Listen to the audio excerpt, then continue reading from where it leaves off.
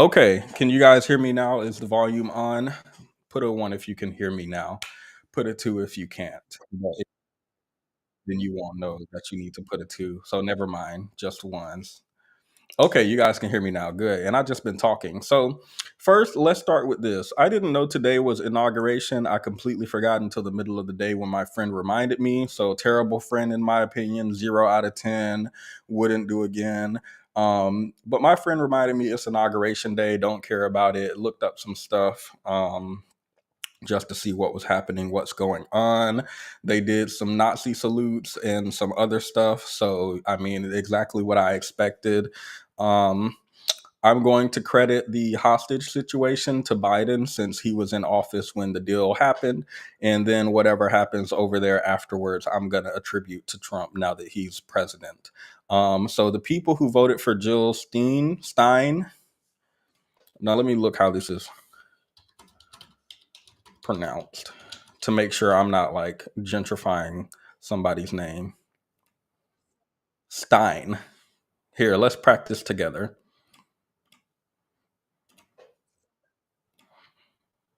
Stein, Stein. Stein, Stein. Jill Stein. Stein. Stein. Got it. So whoever voted for Jill Stein, I have questions. And the questions is only one question actually. Where is Jill Stein? Where is Jill Stein?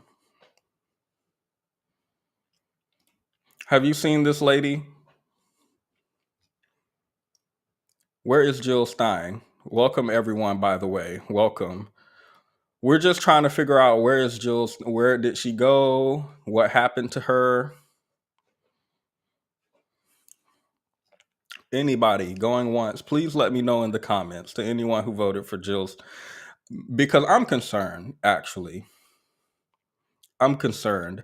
Welcome to the membership, darling Nikki. Dab. Every member gets a dab, one only. Thank you for joining. Welcome. I'm concerned about this woman. I haven't heard from her since the election. I have not heard from her, seen her at all, don't know what she's doing, and I need to understand where is she? Where is Jill Stein at? Let me make this big for y'all.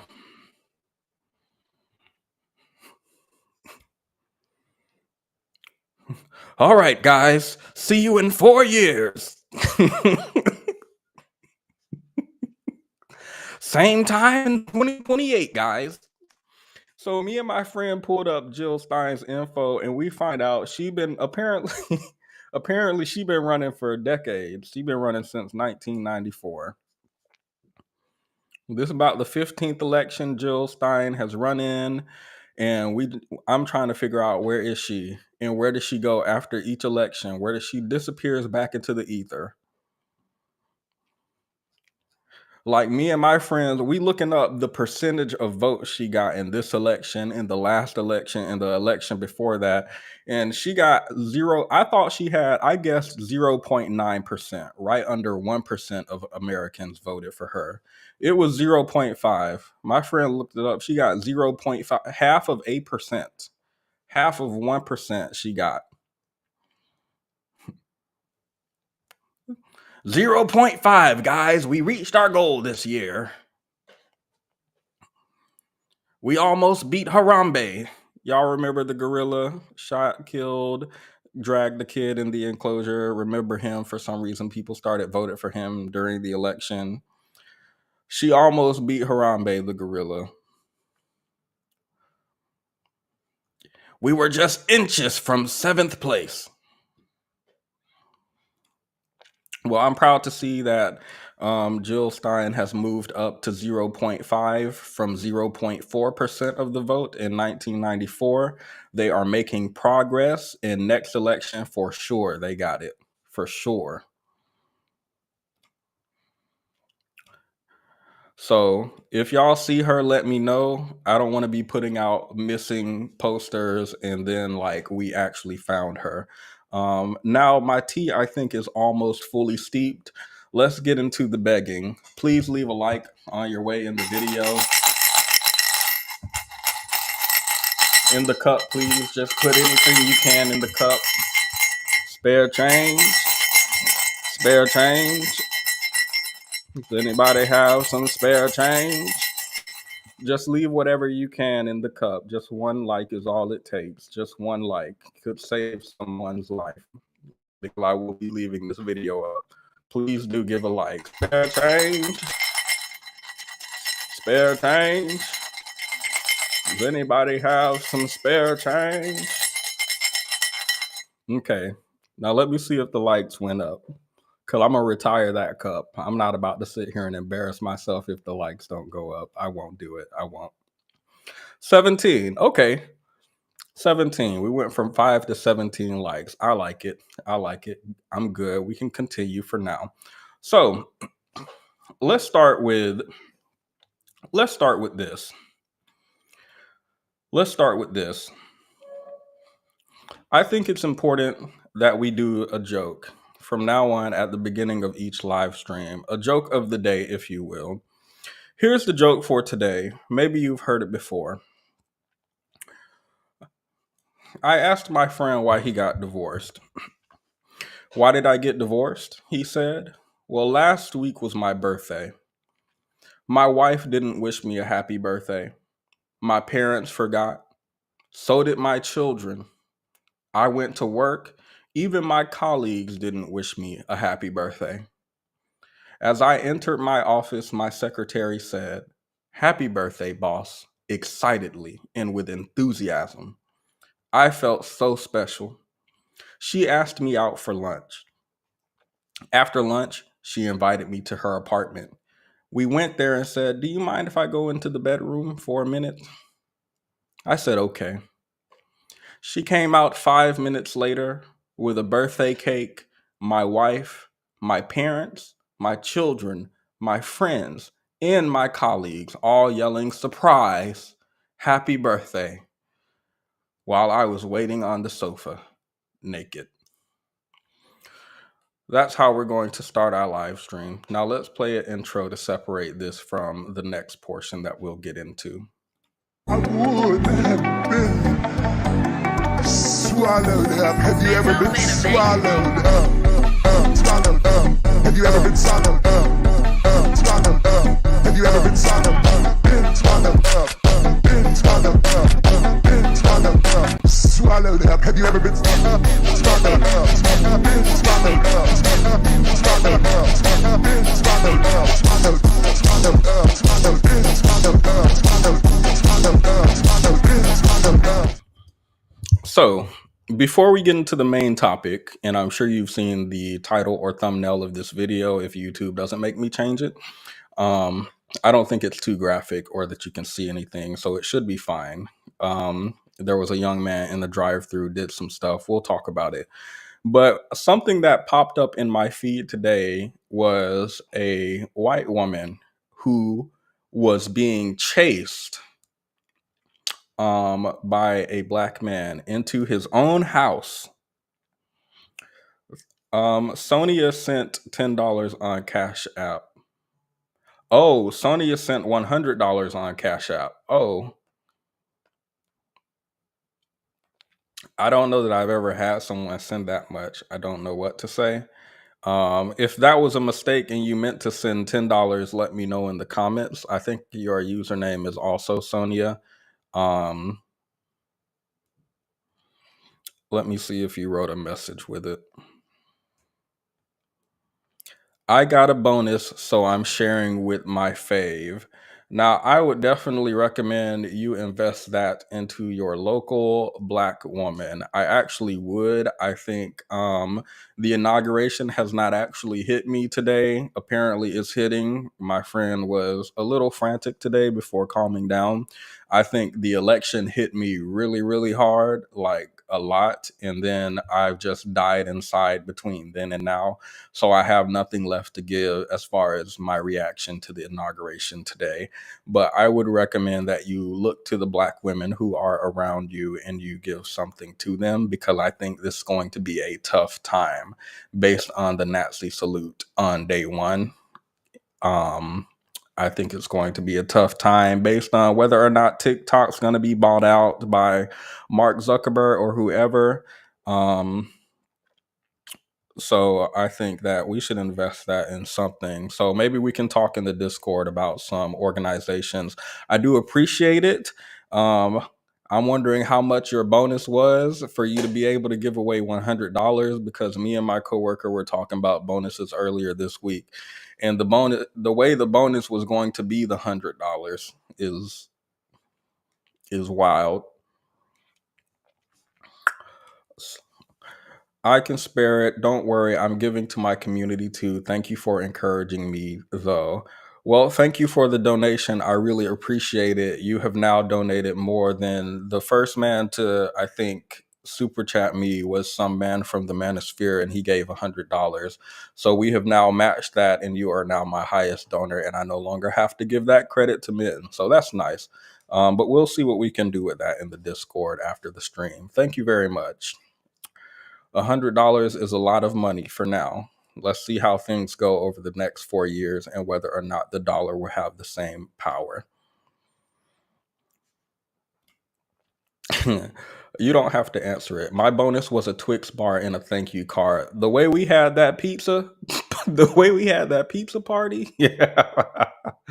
Pizza party and no bonus. I don't think I even got the 3% inflation adjustment raise. I got like a 1.5 and a pizza party. But the pizza party wasn't for me. It was like for everybody. So Twix and a thank you card. That's what it's looking like. That's more what it's looking like. Less like So Golden's bonus where I have money to give out. So before we get to the main topic, there was a black man who was chased by, a white woman was being chased by a black man into his own house. She issued an apology. Before we watch the apology, I want to watch the original video. We're not going to comment on this a lot. I just saw this today. Today for the first time, and I just wanted to watch together because I watched it and rolled my eyes, basically. Like, I was so done. And it wasn't like originally a part of the topic. It just happened to happen today. So pay no attention to the title, caption, anything like that. I just want y'all to watch and tell me what you think yourselves.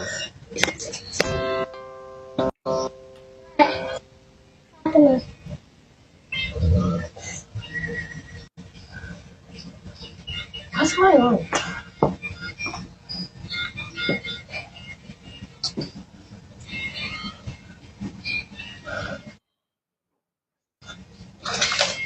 Do you live here?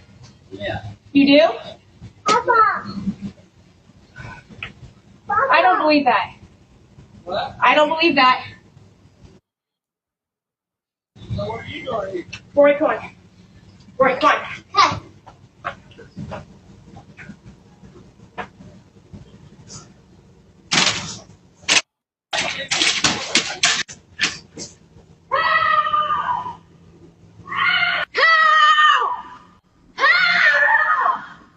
Hey. Did someone come here? That was my wife. Somebody chased her up here. And she had the kids. Who chased her?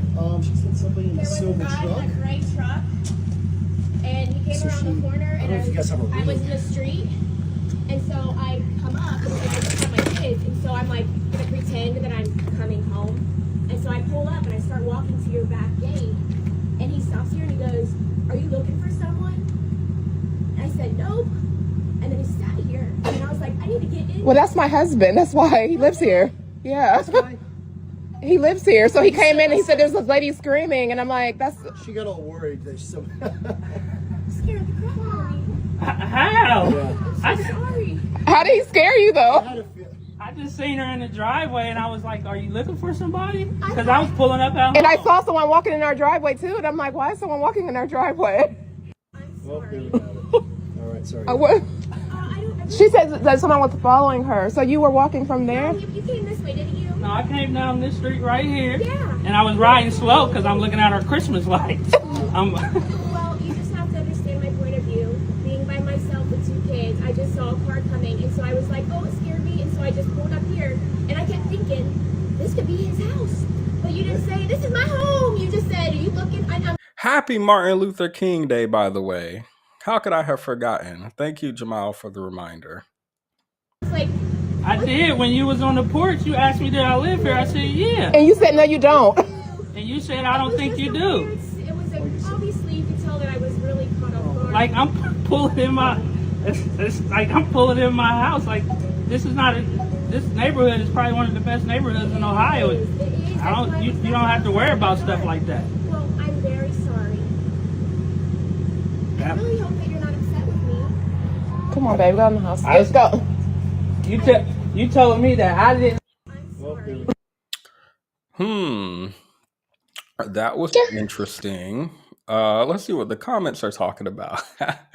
Her company is called The Ladies Edge. Now, don't y'all go and harass this woman's company, leave bad reviews, do anything like that just because it's public. Don't go and do that, y'all. I don't encourage anything like going to The Ladies Edge and leaving any type of comments on there. I don't even want to insinuate that anybody should go over to The Ladies Edge and leave negative comments about her. That's what I think. You know, we don't incite stuff over here. Her name is Michelle Bishop. Now, why would they write her name over here? Why would they write her name in these comments with 19,500 likes on it and probably more views? Now, why would they write this woman's real name and business up here? Just on Martin Luther King Day. The fact that her story changed so many times is actually scary and concerning the way she screamed. Y'all, I don't know what it was about this white woman screaming that just made me roll my eyes. When she asked him, do you live here? And he said, yes, her response was, I don't believe you.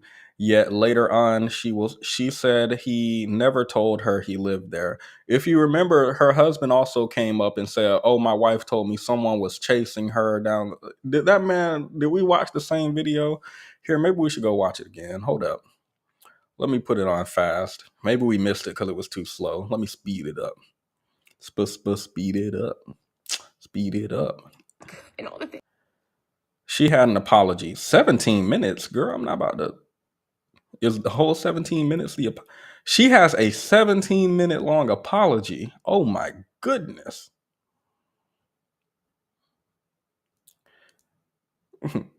Oh my y'all, I thought this was like 2 minutes when I pulled it up. I thought we were gonna listen to the whole. Hold up. Maybe there's a shorter version.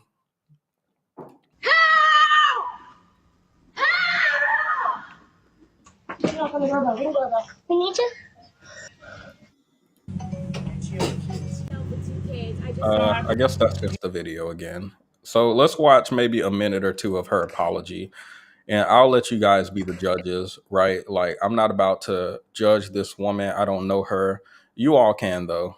I'll let you guys judge. The comments are open. So I want to jump on here because my Facebook is public. And for those of you guys who are telling me that I owe a public apology, one, I will not apologize for making any sort of racist remark.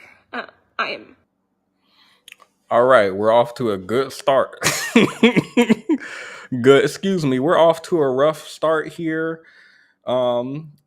People are telling me I should apologize. Let me start by saying I'm not about to apologize. We're off to a good start, and there definitely won't be. People are going to see this and be like, yes, this is good. We're going to stop like leaving bad reviews on the business. We're going to stop going to your public page and saying stuff about you and telling you that you need to issue an apology because this apology was just hitting so good. That's probably what's going to happen, right? No, probably not. Be sure to leave a like on your way in, by the way, guys. It's free and it helps the algorithm. Thank you. Let me go back a little bit. Any sort of racist remark, I am any sort of apology. One, I will not apologize for making any sort of racist remark. I am the furthest thing from a racist. I will, however. I'm sorry, I can't take it seriously. It's something about white women crying. If I didn't see it so much, if I weren't so saturated with, I feel like every time a white woman, white men don't apologize, they double down. White women, every time they do a racism, every time they do a homophobia, every time they do a transphobia, they sit up online, look at the camera, they take off all their makeup and they rough up their hair and they start crying. And I just can't, it doesn't hit the same anymore. It doesn't hit the, like, I've seen videos. This is why, by the way, I've seen videos of, I don't know, it'll be like a white woman in the park and she'll be like to some black people, do you have a permit to grill here? Why do you need a permit to grill at the grills in the park? The ones that are built into the park? Don't know. But she like, do you have a permit? He's like, no. She calls the police and she's like, there's a man down here and he's aggressively grilling and I'm scared. I don't know what he's about to do. And he just sitting there, girl, what are you talking about? Just standing there, just grilling, right? And I think it's something about a white woman calling the police on people and faking as if she's in danger, knowing that white women are able to weaponize victimhood in a way that most other people are not, and get the police out on some black people when we know what the police do to black people when they come around. Um, and it's do something and ask questions, and usually ask questions comes after they do something. So just seeing this and being exposed to this so many times, I feel like, I don't know if it's made me desensitized to white women tears, or if I'm just like, or if she's actually faking, or both. Maybe it's both, but it feels so performative. Like, you would think, upon reflection, you might think about your actions and what it might mean for the black people who, or I don't know if his wife was black, but at least the black man who lives here, what it might mean for you to call the police on them when we know, well, I know there's data out there to show what the police tend to do and how violent they tend to be when it comes to black people compared to white. You would think she might reflect on that, what it means to go to your husband and go yelling at people's houses that there's a scary black man following you when all he's doing is driving to his home that you went to and had the audacity to say you don't live here. There's something about this that makes me think, if you were genuinely sympathetic towards this man, his wife, and family, you wouldn't sit up here and come and say, I'm not about to apologize and I'm the furthest thing from a racist. Can't believe anyone would ever call me racist. It's just like, it's just, it rolls right off of me and goes off the other side. Ain't nobody got time for ain't nobody. It is like, it's maybe it's because of the audacity. I don't know what it is. Like, I feel like there's an expectation that you'll cry and everyone will sympathize you. Like, no, you weren't being racist. They're being mean to you. Those mean black people. It's not you, it's them. It's all of them, not you. It's probably all of them. Yeah. I don't know what it is. I just can't look at it. We only 23 seconds in. We are not about to watch this whole 17-minute apology. Let me speed it up. Ever apologize that my expression could ever come across in such a way, or that somebody could think something of that nature of myself and my family. So long story short, I need to give the context because there's a lot of y'all who are, I'm sure, coming to my page right now not knowing. JB's coming down, hold on. Hang on.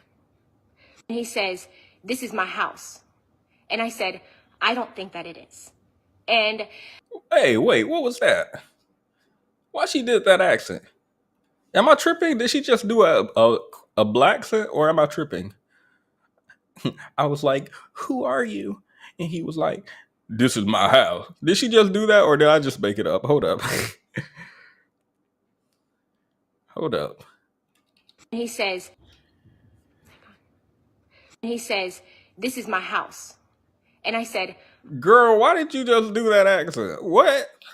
I've never done anything racist. Anyway, I was like, "Hello there, guys. How are you doing?" And they were like, mm-mm. What, girl? What is this?" It's like there's no video. Like we didn't just see a video. And in the video, you lied actually 7 times. I was being chased. I was being stalked. He didn't tell me it was his house. He was. I never said I don't believe it. Anyway, sorry. That threw me off. I don't think that it is. And at that point, the only reason that I said that was because truly the awkward encounter of slowing up behind me, talking to us multiple times. I'm in this frantic state. It's late at night. I got my kids, my 2 babies. Let me describe the action real quick before she continues describing this awkward encounter where he was stalking her with his truck and then stop and talk to her multiple times. What happened is he drove into the community, drove into his driveway, got out the truck, and said, "Do you need help with something?" to the white woman who was in his yard on his property and was talking to her before walking into his house. This is the awkward encounter that made her feel like he don't live here. It had nothing to do with his race. And it had everything to do with this unusual behavior of driving into your driveway, getting out of your car, and asking the person on your property why they're here. She said this was like so unusual, and that's the only reason why this happened. Like not because of race or anything. When she said, I don't think you could live here," what she didn't mean race. She was like, I don't know, people with beards. She was like, nobody with beards live in this community. My husband's clean shaven. Like I don't know, but she definitely did not mean skin color. Is all I'm saying. Slowing down to turn into his driveway while black. Can I also talk about her saying I ran up to this house because I thought to make it seem like this was my house while I'm being stalked? Why would you run up to these black people's house if you think somebody's stalking you and lead the stalk? That this maybe I'm looking into this too much. Why are you bringing them? Why are you okay with this man coming over here and thinking you live here and stalking this house instead? Now that don't make no sense in my mind. Like knocking on somebody's door, I need help is different if you're panicking. But I'm about to go up to the door, pretend to be unlocking the door like this is my house, and maybe he'll leave me like that's unusual. I feel like you trying to set somebody up. She must turn into her driveway at 50 miles an hour. See, and that's the problem. He didn't drive through the fence to the door. He slowed down and turned so he can make it between the fence posts instead of just driving through it like a regular person. And that made her nervous because he slowed down. Anyway, let's continue. The lady at the door is not answering. There's no other homes that are well established. I mean, there's construction. It's a corner house. I'm just thinking, oh my gosh, I'm on the front porch. This truck literally is halfway up the driveway. And I was like, my radar was like, nope, I don't think that this is your house. And so I said, I don't believe that this is your house. And so I'm starting to unbuckle Cash, and I grab and I freak. I go, Rory, run. And so I take off the porch and I literally run as fast as I can, screaming at the top of my lung. I'm getting all these messages. I'm so sorry. Screaming at the top of my lung. I have never, ever, ever screamed the way that I screamed. And I'm running through the front yards of everybody, praying that the Ring doorbell would. Let me get the white mob together. Nah, this is so crazy. I don't understand why any black man in 2025 is talking about white women being submissive compared to the way I be looking at these videos online, and people talk about all types of Filipino and Asian and white and anything but black is submissive and feminine. And I don't understand why black men in particular would do something like this, especially towards white women. That doesn't make sense to me. Like Emmett Till would like a word. The Central Park Five would like a word. Excuse me, the exonerated five now. I believe they rebranded. They would like a word. The African man who was like black women too ghetto, my white sweet princesses, feminine, fit, friendly, and then his white girlfriend stab him, kill him. Um, has a wants to have a word. Like there's just I don't understand why when there's a type of dynamic between white women, black men in the law, or in this case, like trying to collect the white mob together. I don't understand why, given the dynamic between these two demographics, historically, anybody is still having a conversation about a feminine, fit, friendly in the black community for white women specifically. But ain't no none of them over here listening, so they don't care. Capture us. Finally, to get to a woman's house, I'm bang on the door. And at this point, I'm dialing 911. And I said, can I please come in? And the woman said, yes, come in. And so I'm staying there. I'm talking to the sheriff. And more than anything, I was not looking for him to come to my rescue at this point. My husband was going to come. I'm in this woman's house. The door is closed. And I tell the man, he said, do I need to come out? And I just said, no. I said, I was just calling to let you know that this just happened. My husband's going to come get me. And, he says, he asked me if I wanted him to come out, and I said no. And so the woman then, I was at her house, she literally asked me and said, I just wanted the police. I didn't want them to come out. I just want the police to be aware that there's a black man in the neighborhood harassing, chasing me. He don't live here. Just wanted to let you guys know for the future. This sounds like a setup to me. She's skipping a whole lot. And changing up some stuff too. this must be the remix. Hold up. she said, I don't know how to ask this. She goes, but was it a black man? Because she goes, it's a black family that lives there. And I said, no, I believe that this is a white man. He was a white man in a truck. A young white man is what I said. And she Black? No, he was young, white, and yeah, it was a young white woman. I would never say it was a black man. I said white woman. Yeah, yeah, I'm pretty sure that's what I said. I said what? Black man? I would never. I am too progressive, and I love the black community. I would never insinuate that there's a black man chasing me. I think it was a white man. Yeah, come on. This is definitely a true story that happened.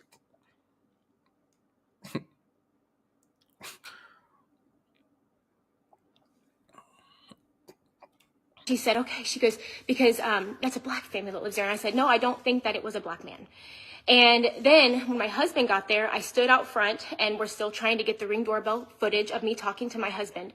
But he asked me again, he said, what house was it? And I said, it was this house right here. We trying to get the Ring doorbell footage of me talking to my husband. Oh, y'all conveniently can't find that. We found that footage of y'all yelling out help real quick.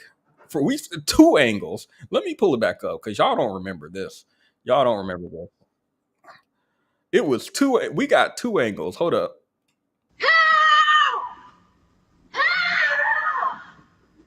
Knock on the doorbell. Ring doorbell. Now let's see the second angle real quick.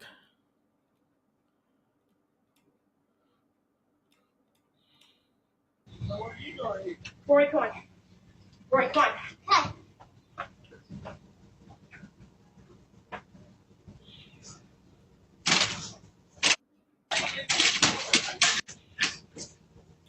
Now, if you look closely, this is the part where she said he chased him. You'll notice you can't see him chasing her because he's just that fast. Want to see me running that mountain and back? Want to see me do it again? He's just that he was too fast for the Ring camera to pick up. But if you look closely and open your third eye, the one that doesn't exist, you'll see he zooms across and chases her, and then before the camera even has a chance to catch it, he zooms back to his original position and then like walks into his door. So like the camera make it seem like he never chased her, but it's just because he's inhumanely fast. Yeah, that's what it is. Let's see that second angle again.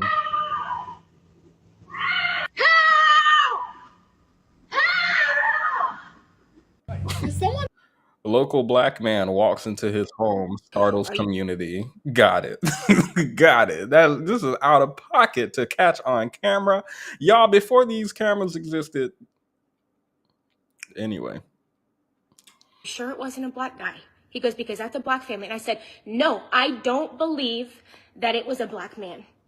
And so I said, no, a black man would never do this. How could you guys even insinuate that it would ever be a black person to do this? That's exactly what I told them. They're the real racists. Girl, why you lying? Just say. Why are you doing this lying like we didn't just have somebody sworn in today giving all type of Nazi salutes? Backers giving all type of Nazi salute. Why people? This is why I don't understand. Why you lying in Trump's America? Why in 2025? Just say the quiet part out loud. I never thought a Negro could live in a house nice like mine. That's why I thought he was a rapist, murderer. That's just say it. Just say it. Why you got us over here trying to guess and interpret your help? Help! Why you got us trying to interpret white woman screams and tears instead of just saying the quiet part out loud? So we don't have to spend mental energy trying to interpret what these white woman tears mean. You could just tell us. I think people think I used to think this too. I think people think black people, gay, women, trans, whatever minority or marginalized group. I think people think that we're afraid to hear the truth. Black people love hearing the truth. There's so many black people who tell me I hate microaggressions. I hate when my boss says something, insinuates something. Just say it. Just say what the quiet part. Just do the racism, the hard racism. Do it out loud. So I don't have to guess. Black people love that. Black people love knowing who their enemies and friends are. That's one thing they love. I'm just saying to this woman, you do not have to hide it.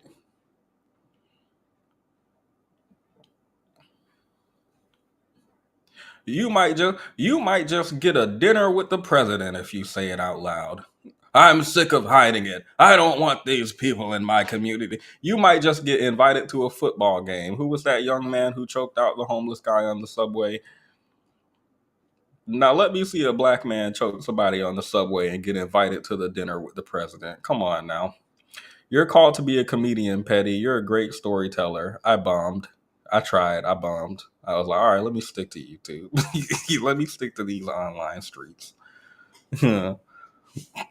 They was not feeling it.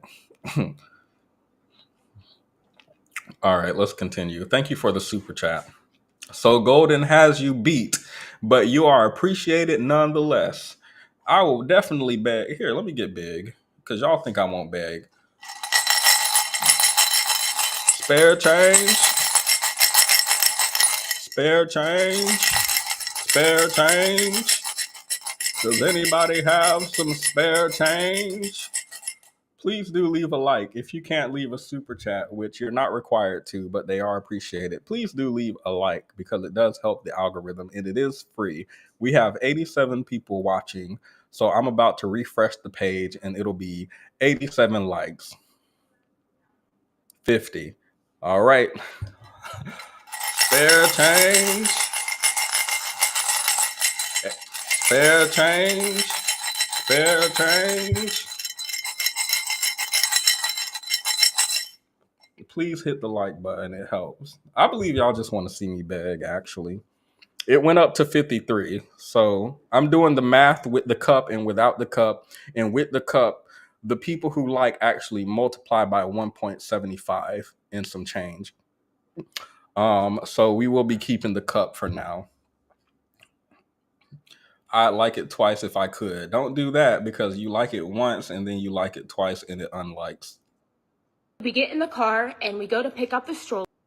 And I've said this a million times, I have never felt the fear that I had even just pulling up in front of the house when John opened the door to get out of the truck.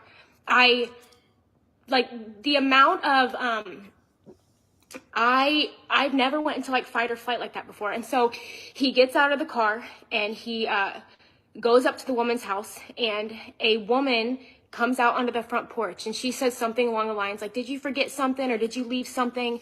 And John laughs and he's like, "Yes, we did. I'm so sorry." And I get out of the car and I walk up to the woman, and I could not tell her fast enough what had happened. Like she walks out on the porch and I jump out of the car and I said, I said, "Oh my gosh, yes, there was a man." And John was the one that said, "A man was following her, chasing her, following her," is what I said. I use the word chasing, following me. And I won't say she didn't say following, but her husband said chasing. I remember that. We'll go back to see what actually happened. Actually, we'll swap between the two to see if she's lying. so she said, I jumped out of the car and I said, "I'm so sorry." I said, "Literally, I was pretending that your house was my house. I was walking up the driveway, and then I was like turning in. I was pretending that it was yours." And she goes, "Yeah, that was my husband." And so he ends up coming out and he's like, "I told you this was my house." And at that point, I literally I said, "I'm so sorry." I said, "I am so sorry." Now let's see what actually happened because I forgot. So let me see. Wife, she got somebody chased her up here, and she had kids. Who chased her? She said somebody in a There was a silver guy truck. in a gray truck, and he came So around the corner, I don't and know if you guys have a I was room. in the street, and so I come up, and I just have my kids, and so I'm like gonna pretend that I'm coming home, and so I pull up and I start walking to your back gate, and he stops here and he goes, "Are you looking for someone?" And I said, "Nope." And then he sat here, and I was like, "I need to get in." Well, that's my husband. That's why he lives here. Yeah. He lives here. So he came in and he said there's a lady screaming. And I'm like, She got all worried that You could tell she thought he was a white man. Like you could see in the long locks that she was telling the truth when she said she thought it was a white man. Wow, his locks go all the way down to his tail. That's crazy. I've seen that rarely. Just sipping on them today, Sabrina. White woman tears. Scared the crap out of me. How? I'm so sorry. how did he scare you though? I just seen her in the driveway and I was like, "Are you looking for somebody?" Because I was pulling up out And I home. saw someone walking in our driveway too. And I'm like, why is someone walking in our driveway? Oh, they have a child too. Well, I'm sorry. I forgot she had 2 kids with her when she started screaming. Hell, teaching them early what to do when you see a black person. There's one. Run. And I was reading that he built, let me see. I was reading that he built let me see. Yeah, he built the home in one of the wealthiest neighborhoods in Ohio. But when he arrives at his own home, he's racially profiled because he doesn't fit the quote identity of a typical homeowner in the area. What? She said that someone was following her. So you were walking from there? You came this way, didn't you? No, I came down this street right here. Yeah. And I was riding slow because I'm looking at our Christmas lights. Well, you just have to understand. Okay, so he says, if I was riding slow, it seems like he was looking at Christmas lights. So maybe he was riding slow. Do we feel like that justifies what she did? I don't. Maybe y'all do. I don't. My point of view, being by myself with 2 kids, I just saw a car coming. Somebody said Carolyn Bryant. Ooh. She's in for a rough future. I don't know why anyone would ever do that. Well, I do know why she would do it. She thought it wouldn't be recorded. So It was like, oh, it scared me, and so I just pulled up here, and I kept thinking, this could be his house. But you didn't say, this is my home. You just said, are you looking? And I was like, I did when you was on the porch. you didn't say this is my home. You just looked at me like, hold, let me go back. Didn't he say this is my home? When she said, who are you? Or do you need help? Didn't he say this is my home? Or let me see. Let's go back. We're at the 2-minute 30-second mark. What's going on?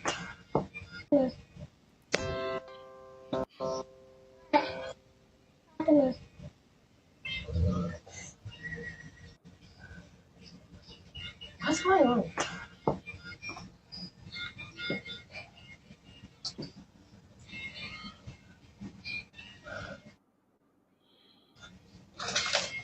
Do you live here? Yeah. You do?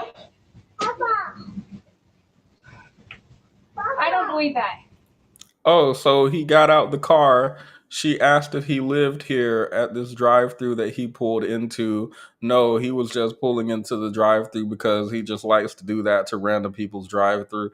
Random people's, what's it called? Not a drive-through, driveway. He just likes to do that, pulling random people's driveway, following white women. Um, no, so he pulls in, get out the car. The first interaction is, "Do you live here?" "Yes, I do." "I don't believe you." Well, okay, well, get off my property. I'm finna call. Never mind, because I know what they're gonna do when they show up and see us both. I know exactly who they going out. I seen the end of Get Out. I seen it. So anyway, let's go back because she said he didn't identify himself and that he lived there. Oh, it scared me, and so I just pulled up here, and I kept thinking, this could be his house.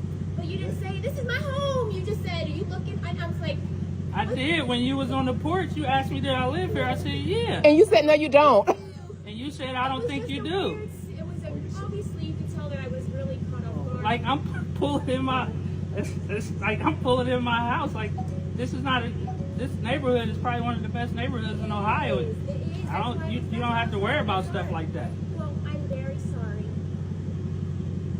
I really hope that you're not upset with me. Come on, baby, go in the house. Let's go. You told me that I didn't. You said you didn't think I live here. It was the way that you were talking. I was so caught off guard. I'm so sorry. I was so caught off guard. Caught off guard by what? What about me walking into my house caught you off guard? Besides my skin color. "Do you live here?" "Yes, of course. This is my house." "I don't think so." What? Why you don't think so? Let's talk about it. Why you don't think so? You don't look like the type to live here. Let's talk about it. Why? Ohio needs better PR. Nope, this exactly the PR they need. I need to know who she voted for too. And her husband, because sometimes they vote different, which is an interesting dynamic. But Told him now let's go back. I literally was my house. And at that point, I literally started, I said, I'm so sorry. I said, I am so sorry. And I told him, I said, sorry. I said, I'm so sorry. And then, I said, this is your house. That was my words. I said, I'm so sorry. I said, this is your house. I said, I truly kept thinking, like, maybe this is his house. Maybe this is his house. And he says, well, I told you this was your house. And I said, you have to understand. I said, I'm so sorry. I said, it was such an awkward encounter. I said, the truck was like starting to slow behind me. And I'm out here with my little girl and my son. And I said, I'm a mom and it was dark. And he said, but I told you that this was my house. He says, I was driving slow because I was looking at my Christmas lights. And once again, I said, I am so sorry. And they truly, they did not take my apology. And that night, I went home. And so if you guys saw on Instagram, I shared the story twice. The only reason that I shared the story is because I was heartbroken and it was a really scary night. I've always shared everything on Instagram. And so that night after that whole instance happened, I literally was sitting on the steps, first of all, and John kept trying to talk to me. I kept telling him I was so sorry. And I've never, just the panic. I literally could not come down from this like fight or flight from the time that I was at the woman's house to. This is something I noticed about apologies, actually. Let me get big. Not like physically. I'd done enough eating during Christmas and New Year's. But like the screen. Yeah. This is good advice generally. I'll get back to the apology that's very genuine and all that. We'll get back to it. Don't worry. If someone is apologizing for something, or just even if they're not apologizing, but they're sorry and trying to express their sorrow towards you, the person who's the victim of the incident. In this case, it would be the man and his wife, or even if she wants to come talk to us. I want you guys to, I learned this from watching a bunch of court cases and seeing when the judge tended to be lenient towards the person who commits a crime versus when he tends to be harsh. And the cases where the judge tended to be more lenient, the apology seemed more genuine, and I wasn't quite sure what made the apologies genuine, right? And this could be people stealing, this could be people murdering, it could be anything in between. But the main thing that was consistent with the judge being more lenient towards them was when they apologize, how much of that apology is related to the victim? How much of their apology is, I can't believe that I contributed to, um, I can't believe that I did something that could be perceived race. I don't know what she's tried to say, right? Um, I don't know how this harmed the family. The thought of the police coming out and doing something to them. I know how rough it is to be Black in America. And in this moment, I had a lapse of judgment. And due to that, I contributed to this problem. And that's going to haunt me every day. And how much of their apology, how much of their words are directed to, I am so sorry that I victimized these people, and these people have to live with what I did, and this is, if I could go back and reverse what happened, I would, because I don't want them to experience that anguish. How much of this is sympathy towards the people that you victimized versus, please judge, I'm only 20, I have my whole life ahead of me, please don't, I didn't mean to do it, and I was out of my mind, I was seeing red, and how much of the apology is genuine, I feel like will be determined by whether or not they show their sympathy and sorrow towards the victim versus if they come out here and try to protect themselves and explain why what they did is not actually bad. No one who I saw the judge be lenient to was trying to downplay what they did. Nobody was like, Judge, this is my first time. I've never done it before. And so, Judge, I think you should be lenient towards me because I've never gotten in any trouble. That's not the type of time that I saw leniency before. What I saw leniency during was when the people were talking about what I did was treacherous. I can't believe I did something that will haunt this family forever. I would like to pray for them. I hope that you do okay. And I hope that this justice is enough to help you be at peace with your loss or whatever. Right. So when this woman comes on here and she starts talking about anything besides the Black people who she harassed, who she accused of, there's no way you live in this neighborhood. I don't believe you live here. I'm calling the police. Hello, police. Yes, there was a scary Black man walking into his house. When she come on here and start the apology with, first of all, I ain't gonna apologize because I ain't racist. I can't believe anyone would ever insinuate that I was racist. And when she come out here and it feels like her goal is to get us to feel sorry for herself, not to show any type of sympathy towards this family who she victimized. Does that make sense? Or was that like a long tirade? Are y'all like, where are you going with this? Or are y'all like, that makes sense. Yeah, okay, I get it. Never mind. Disregard everything I say. It's probably not important. Literally 30 seconds later. Yes, thank you. Those thugs, they never provide genuine apologies. They're always being so aggressive and ghetto. Did you see that ghetto run and yell out she did? Hell, she was like so aggressive. Like I was scared. I was scared. When she was at the door and he was walking up to his house, it looked like she was about to attack them. It looked like she was about to attack them. Literally, I've never seen, I don't know why those people are so loud and so ratchet. I have no idea why they're like that. And I said this the other day and I'll say it again. I don't care who will cancel me. If they want us to stop calling them Karens, maybe they should stop acting like that. There, I said it. Yeah, I said it. How are we going to respect them if they don't respect themselves? Don't make sense. Telling the woman that I was just followed to the man stepping out on the front porch and it being his house. It was like all of these different emotions. And so I'm sitting at home, literally like having this meltdown. And I kept telling Don I was so sorry. Like I felt genuinely, I felt really stupid. And so on the way home, I forgot to say that the cop was driving around our neighborhood and I'm getting all these messages. I'm so sorry. The cop was driving around our neighborhood, and I stopped him. We stopped him, and I jumped over, rolled the window down, and I said, "I am so sorry." I said, "I'm so sorry." I said, "It was his house. It was a misunderstanding. I'm so sorry." He was like, "It's okay. I'm glad everything's fine." I was like, "Yes, it's fine." So I ended up, we went home, and that night when I got home, I had tears, and I was making a cup of coffee. And if you guys know me, I put everything on Instagram. I talk all the time. It was an innocent mistake. I felt really stupid. I absolutely was crushed. I felt like they thought I was stupid. I already felt stupid. I truly felt stupid. Like I said to them on the porch. See, she feels stupid, but she don't feel sorry, and that's the problem. Why can't you feel both? First of all, I'm not going to apologize. That's a weird way to start off this 17-minute, 30-second tirade. I didn't even know he was a black man. My husband said, "Was he black?" What? Black? No! I would never blame this on a black man, I said to him. Were y'all here for that part? Did y'all catch that? While we have some people coming in, please leave a like. It helps out the algorithm. Please spare some change. Spare change. Spare change. Does anybody have some spare change? Spare change. Okay.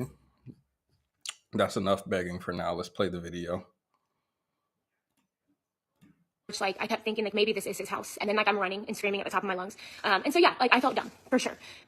So I went on Instagram in my story. I still have it archived, and I like have tears, and I'm making a cup of coffee, and I said, I was like, man, you like talk about a night. I'm like, man, my night just completely took a left turn, and I was like, you know, super scared. I was like, I'll have to fill you guys in later. So I went live that night, and then I went live again the next morning, and I have to tell you guys, I have been on social media long enough to know that there's a lot of scrutiny, and so by me going live, I was very, I did not think that I was doing anything wrong. I was sharing the story of what happened, better safe than sorry, how scary it was, just what I went through. Like, that's the only reason that I went live. I want to understand her reasoning, like what she thought she was, because she went live separately. I don't have that footage, but she went live after it happened to explain to Instagram Live what happened. And I'm trying to what were you expecting from the live stream?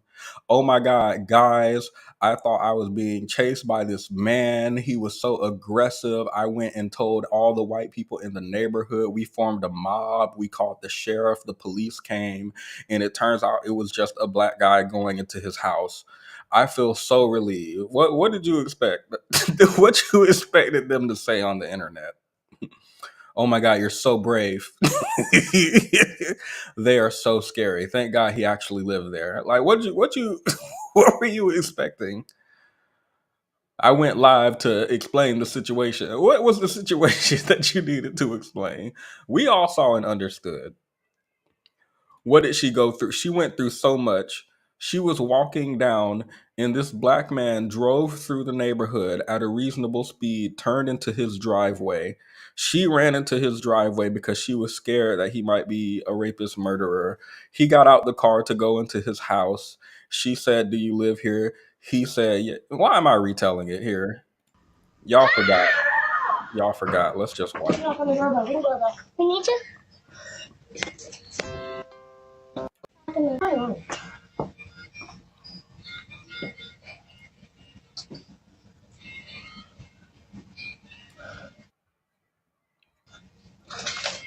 Do you live here? Yeah. You do? Papa. I don't believe that. What? I don't believe that. So what are you doing here? Rory, come on. Rory, come on. Hey.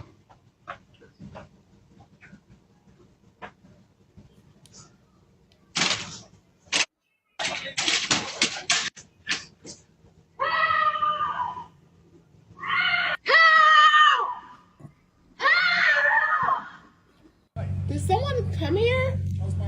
Okay, now that we're recapped. How I felt stupid, and how this couple, like twice I apologized and nothing came of it. And so yeah, that crushed me. I did feel really stupid. So that is the story of that night. Many of you guys were on those lives, and so you guys know the exact emotions and state that I was in. So we are here.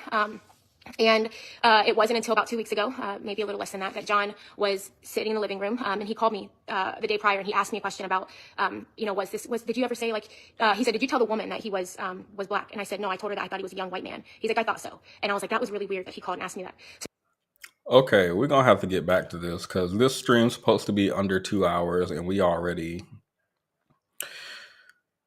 1 hour in, and we ain't at the main topic. I think she's just gonna go through the rest of the video. This is my prediction. If you've already seen it, don't spoil it for me.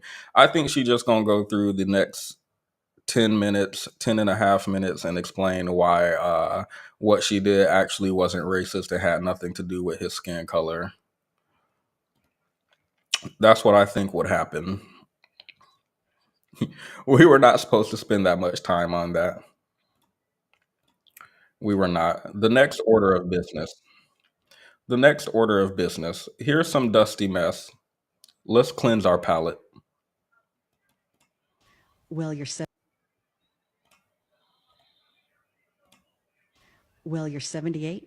Six. 76. It's just a number to me. In some ways, it is just a number, but I'm 76, just a number. Starting off strong. 72. So Okay. the idea of having kids, even with a surrogate, I don't mind that, but not with someone as old as you. I think I'll live till 95, 100, but I don't know about you. I don't know enough about you. So.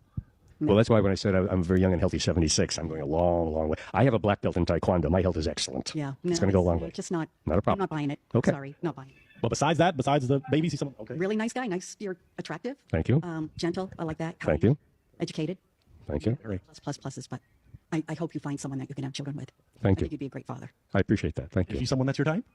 Well, right now she doesn't buy what I'm saying, and that bothers me a bit because I'm being very, very sincere and honest, and I know what I'm doing with my life in detail. No, I understand that. Yeah. It's not that I don't buy what you're saying. I can't buy into being with someone at 76. I don't understand what he doesn't understand. He's hit the wall, smacked into it, ran into it at supersonic speed, burst through the wall, and is still running on the other side for the foreseeable future. And why would anybody want to have... Now, what happens when... what happens when y'all doing the thing and all that comes out of you is dust? Poof. Now what happens? Why can't you understand that this woman don't want to be with somebody your age, sir? Look at this young woman and then look at you. He said he's a young 76 and he does Taekwondo. Now, I don't know what a young 76 looks like. Let me see what he looks like real quick. Let me go back to his face. Is this a young 76? Because this looked like a 76. Now, this looks old, but it doesn't look like an old 76 to me. It just looks like a 76. It don't look like a young. It don't look like an old. It looked exactly like a 76. Black people and Asian people, stay out of this. Y'all age differently. Let me see if I can get a different angle on him. Nope, just that one. Oh, there's some balding in the back. I didn't see that. Let me see if they'll show us that some more. Yeah, I think we got some balding action. Nothing wrong with that. Nothing wrong with that. Look, his is coming from the back. Mine's coming from the front. Hairline's going up a bit, and it's not coming back. I've given it up. I've accepted it. Nothing wrong with that. But when we're talking, I've never called myself a young anything. I'm my exact age, 17. So before you come up here and call yourself a young 76 and say you want children, why you want to have children with these 73-year-old women, these young, beautiful women, and you 76 and you didn't hit the wall? I don't know why. I don't know why any young woman would come over here and try and give this dust. And when I say this dust, I'm not talking about him as a person. I'm talking about what comes out when he tries to make babies. Why would anybody come over here and put themselves in a geriatric anything for you? I think that's what she was trying to say politely. There. Now we're done with that part. The last thing that we will watch before the actual topic, and we'll be quick. Me and my friend talked about this today. So apparently men are wanting to be celebrated during the baby showers And as a y'all know that I'm just a diehard conservative. I'm just all right leaning Republic. Y'all know that me and I'm all that stuff, as evidenced by like just everything I talk about. Like I'm definitely hard right Republican. Save us Donald Trump, all that right. So here I'm wondering, why are men in 2025 wanting to be celebrated at the baby shower?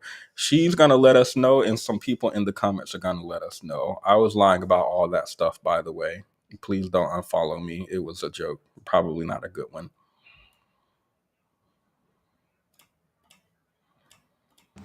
I just saw this cute video of a girl pulling her boyfriend from the back while they were singing happy birthday to their baby, and it changing his whole mood. I just wanted to share a quick story time because that depression is real. When I was pregnant, times was hard, so I was not gonna have a baby shower. I just told myself I can't do it the way I want to do it, so I'm not gonna do it. My friends actually ended up throwing me a surprise baby shower. Now, they planned all this for months or whatever, and I guess the day of the planned baby shower, they had called my baby father up and told him all the details, like what's going on, and basically he had to be the one to get me there so I could be surprised. To this day, he'll talk about how he never really felt a part of that baby shower or never really felt like it was for him too, because he didn't get to be surprised too. I used to think he was being dramatic, but seeing that video, the fathers have feelings too, ladies. The fathers have feelings too. Thank you for that insight. Socrates, Plato, thank you. Can we normalize tagging the video so I can see what y'all are referencing? So for those of you who might be hearing challenged, she says she watched the video, baby shower, the baby mama pulled up behind the baby father and hugged him, and his demeanor changed. Apparently that was warm. Now, if you remember what she said during her baby shower, let me see if I can find that part. Do it.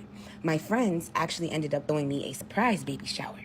Now, okay, so she wasn't going to throw a baby shower, but she decided to. Her friends decided to, and basically they got her man involved so that he could drive her there, and it would be a surprise, and she wouldn't know that her friends were doing it.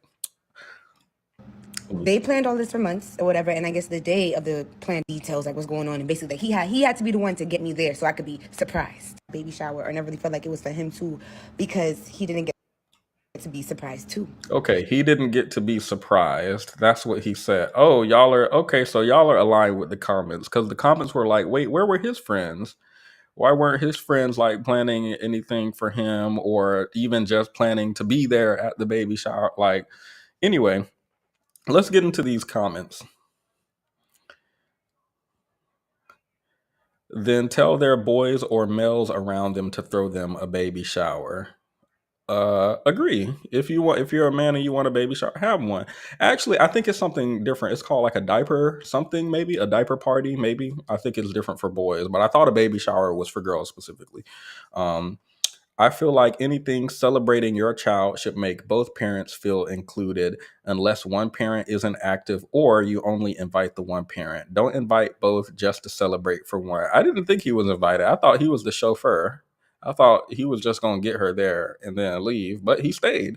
Me and my friend discussed this. He actually was included in the party. He actually was included in the party. He was not celebrated. And my question is, why does he want to be celebrated? Because my understanding of the baby shower is like, we're coming around the mother. I didn't actually think it was for the baby, although people are saying that. I thought it was specifically to come around the mother because she's the one pregnant and carrying the baby and going to birth the baby. I could be wrong, right? I could be wrong, but I thought that's what the baby shower was for. But he says anything celebrating your child should be celebrating both parents, and should make both parents feel included. Why didn't he feel included? I feel like if they're like, hey, you're a part of surprising her, and you're also invited to the party, I feel like that's included. I feel like that was okay. Let's see. Somebody said, I get what you're saying, but is he the one going to have the baby? Is he putting his life on the line? Someone replied to that and said, that has nothing to do with the baby shower. Now let me pause again, because as I said earlier, I thought the entire point of the baby shower celebrating the mother generally. Number one, fathers can and do leave a lot statistically, not just in the black community, but in every community, fathers leave a lot. But two, the woman is the one carrying the child. The woman is the one carrying the baby, who the shower is for. Like, I feel like, what do you mean that has nothing to do with the baby shower? I need to understand that. Someone replied to him and said it absolutely does have something to do with the baby shower. Childbirth is more than life risking. We should celebrate the woman at every stage. Men will have their time at gender reveal or sometime after the birth. And I'm actually 100% okay with this. I feel like if you go look at gender reveals, fathers be have I be well, we could talk about men's behavior when women are having something, and I feel like men have a need to be seen, and I be seeing all types of smashing stuff and throwing stuff if the baby's not the gender they want. But that's not the conversation right now. The conversation right now is there are definitely gender reveals in both the man and woman, and the gender reveals I see tend to seem to be both. It's about both of them and the baby. The baby shower specifically seems like it's for the woman. um Let's see. Women like you are too self centered to understand that the child is just as much his as it is yours. We should celebrate women and all that they do, but the point of a baby shower is to celebrate the baby, not the mom, not the dad, the baby. Therefore, both parents should feel included. If we are creating a family, then the pregnancy involves both of us. You both might be creating a family, but your part in this is like sleeping for one night and ejaculating, and her part is carrying the child and birthing the child. And I feel like this is simple math, like one plus one, two plus two. One person has the child, the other doesn't, until the invention of the artificial womb, and then couples can fight about who will carry the baby, right? But until then, one person carries it. I don't understand equalizing this, and maybe this is a feminist perspective that I'm not understanding, but I don't understand equalizing this childbirth and pregnancy specifically. I don't understand how both the man and woman in this regard are equal. I don't. Like, you committing to the child, in my mind, sure, you both commit to the child, you both help create the child, you both blah blah blah, all that. One person's carrying it and birthing it. Am I tripping? Is this simple math? Is there something I'm missing? Seeing y'all comments about how soft men are sickening. They're human, just like don't care. My mom said back in the day, men didn't go back to baby showers because that wasn't a thing. It was only for ladies. But I feel like the COVID era changed it. Maybe it did. Let's see.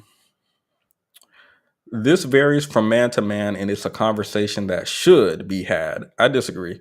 If it's something he wants to be a part of, then yes, but there's a deeper conversation here. I did notice she said baby shower and boyfriend, not husband. Me and my friend talked about that a little bit and tried to see if we should be celebrating the boyfriend during a baby shower if they're not married. Like, if y'all were married in a union, I can more understand you wanting the husband to be celebrated also. But like, outside of that, I'm confused. Somebody said, your friends did that for you, and that's okay. And somebody replied, you missed what she was trying to say. It flew over your head. No, we didn't miss it. We understood completely. We understood completely. If he had friends, they could have gifted him something to make him feel special, though. But I guess if it was your family, that's what I don't understand. These are her friends. They want to surprise her. Where are your friends celebrating? You're a man and you're having a child. Where are your friends to celebrate you? The only thing stopping me from celebrating Steven having a child is the fact that they 17 hours away. They 17 hours away. And I still sent some money for the baby shower. It probably would have been more personal to send a gift instead of just money. But the way people been telling me lately, they just want some money. What do you want for Christmas? You want me to get you some sock? I could get you a video game. Just send the money. I'll get it myself. That's what they want. So he didn't say he wanted money, but I just sent it because anytime I send people stuff, they say they just want the money. If I gave them a choice, they say they just want the money. So let's see. This is one that got me. Samantha says, dads get so ignored throughout the pregnancy so much. And I want to better understand what that means because I don't quite understand it, but we'll see if they get into it in the replies. Dads get so ignored throughout the pregnancy so much. They really don't get included in that much. And I need to see what they don't get included in. Like, like I went to the doctor and the doctor put the ultrasound on my wife's belly, but he didn't put it on my belly. Why are men not included? When will someone think of men? I think when we talk about pregnancy, it's so woman centric. What about men? Where are the men in this equation? I'm sorry, y'all. I'm sorry. I just needed to find my cup. Please like the video. Spare change. Spare change. Can anyone spare change? Please like the video on your way in. Now let's get back to these messy comments. She said dads get ignored throughout the pregnancy and they don't get included in much. The first reply, yeah, they aren't carrying a effing baby. F them. Who cares if they're, quote, left out? Somebody replied, with that mindset, you'll never experience true happiness. Well, I need to understand why true happiness requires me to celebrate the man for her pregnancy. For real, and why don't the men ever plan anything? They don't have friends. Yeah, but is he risking his life to push that kid out? Does he have to deal with PPD or PPP? And that can end up harming themselves. Oh, okay. I'm a guy and I agree. Why on earth would men be celebrated for busting a nut? We don't risk our lives to carry the child. That was my thoughts. Like we're celebrating the baby being like coming. Yes, we're celebrating the baby's arrival, but also the pregnancy. Am I tripping? Is this not all included in the no? Since when do men love baby showers so much? They don't. They just want to argue. I learned that people just want to argue. They don't actually. They wouldn't even show up for it. People just want to argue. The reason that her boyfriend in this video showed up to the baby shower is because the friends invited him. It sounds like her friends were planning a baby shower for her. He was not. Like he wasn't planning anything for the child or his girlfriend who was pregnant at the time. He's her ex, by the way. Well, my friend said she didn't say he was her ex-boyfriend, but during the video she said he used to be my boyfriend at the time, something like that. Let's see. Somebody said, I experienced how people, family to be exact, treated my hubby. I'm never putting him in that position again. It made me so mad. Somebody said, because they don't go through what we go through, what we do, it's their fault to begin. All right, let's see. Somebody said it's almost like that's half of the equation. That's not half the equation, though. You both have sex. That's half of sex. That's not half of the equation. Do people think you have sex and the baby just appear? Like, or is there a process that someone has to do? They aren't the one pregnant and going through changes. That's very close-minded.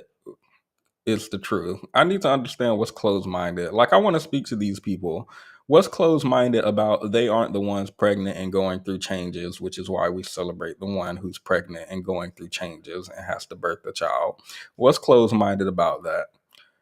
Let me find out these men are gender non-conforming radical feminists. Let me find out in this comment section only. My friend said this is a narcissistic man, but I won't make that diagnosis. But the need to show up to something that's to celebrate a woman for a woman and to make it about yourself and complain and whine that it's not about you. Now let me look at this. This was the part that got me, and then we'll move on to the main topic, which is now only gonna have to be 30 minutes or less because we're gonna squeeze it in. Don't worry. Somebody said, where is it? You'd be surprised how much the pregnancy affects us. That's what this young man said. You'd be surprised how much the pregnancy affects us. How does it affect you? She said, yes, but definitely not as much as the mother goes through. So that's more than likely why. Somebody said, yeah, not physically. So he said he's going through it, but he's not going through it physically. And someone said, do you mean psychologically or emotionally? Because that would make sense. And he said, when my baby mama was pregnant, not wife, when my baby mama was pregnant, I was constantly sick, felt weak, etc., but mostly nauseous. This is the part where I was reading this to my friend, and she said, this is narcissism. I don't know what else to call this. We arguing over you were not celebrated during the baby shower. Your reasons are because when women are pregnant, men go through it too. He says he was he was constantly sick, felt weak. So you had the flu while your wife was pregnant and you feel like you need to be celebrated. I was constantly sick, felt weak, but mostly nauseous. What? he had she transferred the pregnancy to him, or what happened? I need to understand this, sir. You have low iron. What are you talking about? When my baby mama was pregnant, I was constantly sick, weak, and nauseous. By women can be so selfish. Just because he's not pregnant, don't mean he's not dealing with the trauma of his pregnant girlfriend. Y'all be mean as F during pregnancy, and that affects the male mental. Girl, what? That affects the male mental. Women are selfish. Just because he's not pregnant doesn't mean he's not dealing with the trauma of his pregnant girlfriend. I don't know what to do with this. Yeah, I don't know what to do with men because the research keeps saying that men need friends, they need help. They're unaliving themselves at alarming rates. They don't have friend groups more than 3. The friends they do have are shallow and not very meaningful. Can't talk to them about anything. And what I'm supposed to do with them? What I'm supposed to do with these people? How I'm supposed to talk to these people? We got to argue about a baby shower because you were nauseous during her pregnancy. You feel like it was traumatic on your body. Her pregnancy was traumatic on your body.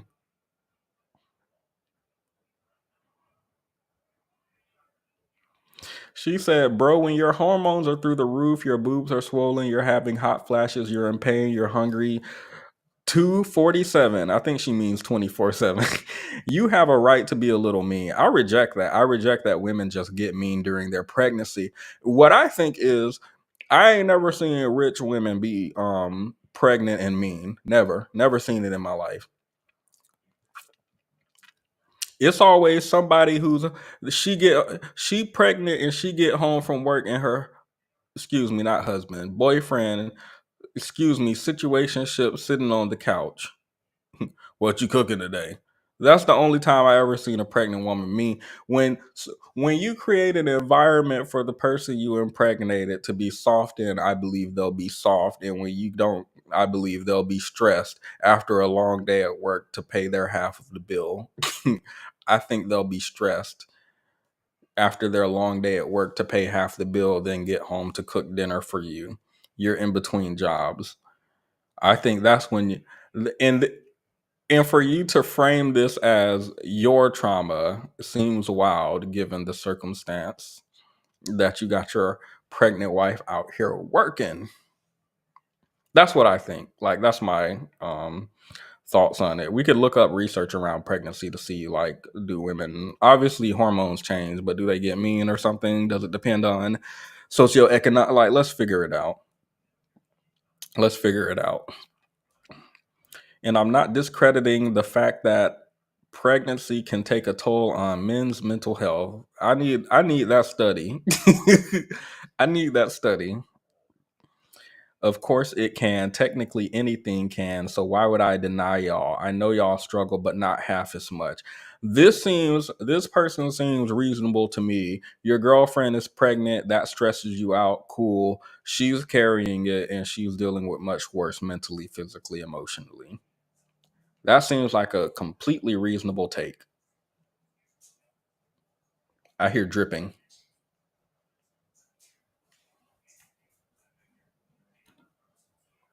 I hear something dripping.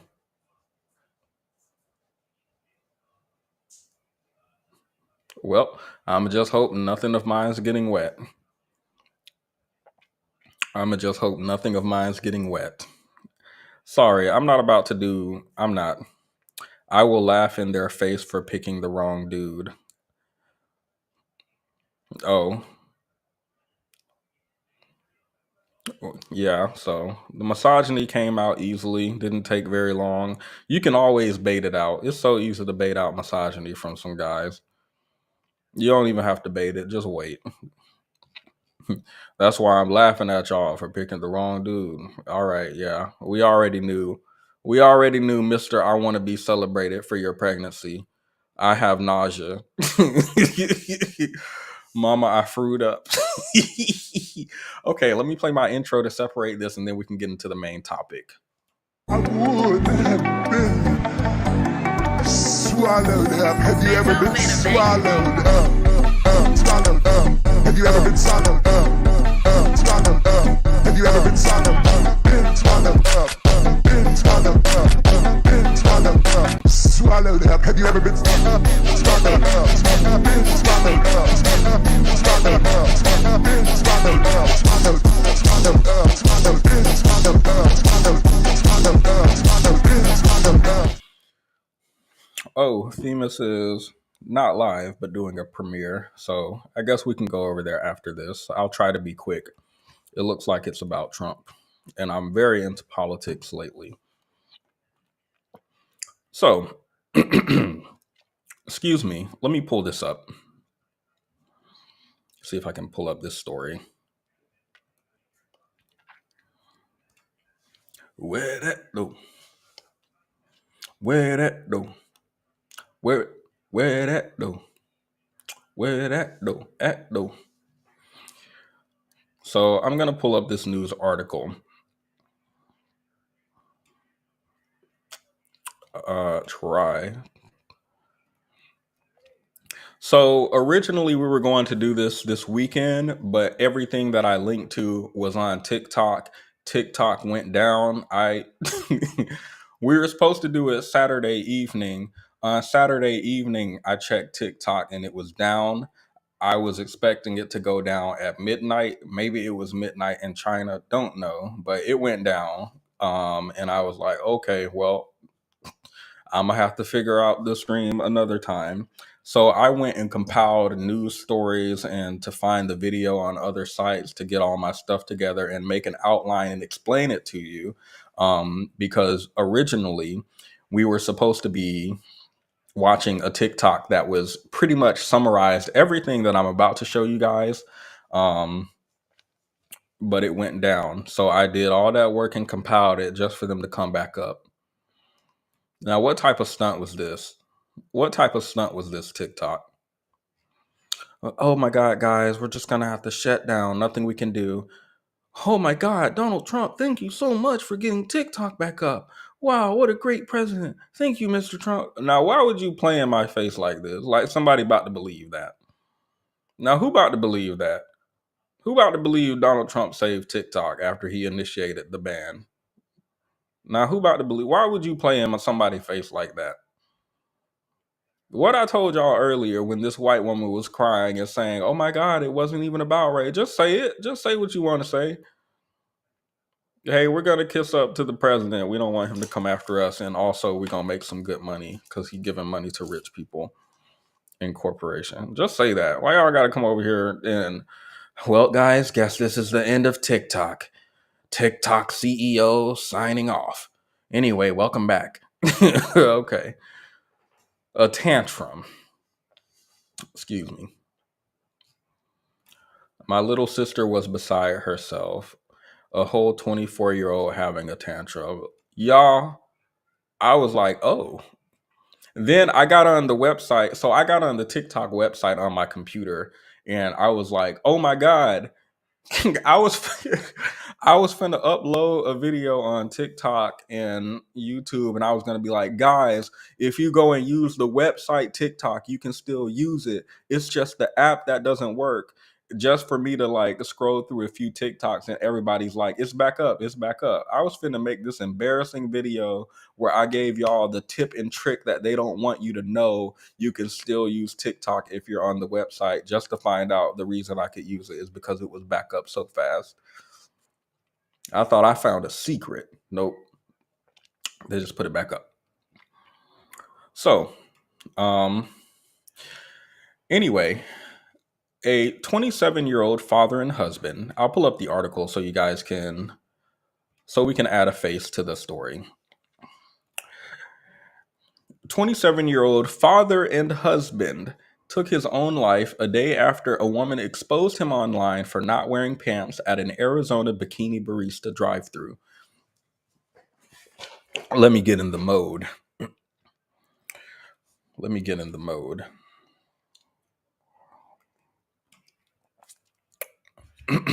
I've taken a sip of my liquid. Please leave a like on the video. I'm ready to go. Nautica Malone was seen without pants in a viral video just one day before his death. The man was asked to leave the establishment. Sir, you need to leave. Unacceptable. An anonymous person in a Facebook group issued a warning about the man at a Bikini Bean in Tempe, Arizona. People had also posted about it the day before and were able to identify him. After speaking with his wife, they learned he had taken his own life. That's all. So, a lot of you have probably already heard of or seen this incident. One of you in the Discord tagged me in it and brought it to my attention. So thank you to the Discord. But police reported that he drove up to the drive-through window. And employees saw he didn't have pants. A lot of this is redundant, by the way, because it was from separate sources. And the employee saw he didn't have pants on, alerted her manager, who recorded him at the window from the waist down, naked from the waist down. And it went viral. Millions of people commented on it. Let's watch the video really quickly. It's short, maybe only a couple seconds long. There is no explicit material in it, but you can kind of get an idea of what's going on. Let's see. So let's...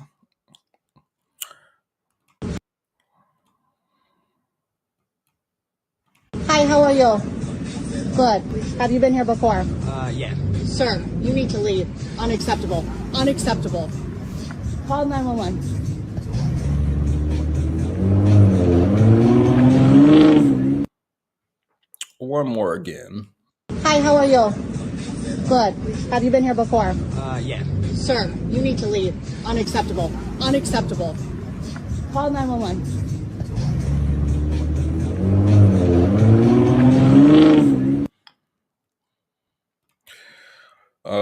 For our military members, hope that Trump does not decide to start a war tomorrow. I remember that's crazy. I served during his first presidency, and I remember like everybody thinking we were going to go to war at some point because it seems like he was talking shit to other countries every day. And you have to remember at the time, this was like unprecedented for any president in the history of the United States to do this so flagrantly and to be on Twitter ranting every day. Like, y'all have to remember this was unprecedented, that a reality TV star become president and start just, I will nuke y'all and blah, blah, blah. Right. So when this man had the nuclear codes and I was in the military, we were like, Like, as soon as I hit boot camp, the drill sergeants were straight up like, "Hey, we don't know if we're gonna go to war or not, but be prepared." AIT2 and your duty station, they all say the same thing. So for those who are currently in the military, I'll hope for you and I'll pray for you. At the very least, you'll probably get a pay raise. Usually, Republican presidents do inflate the military budget. So, silver lining. So, let's go back. Let me go back and read this part really quickly.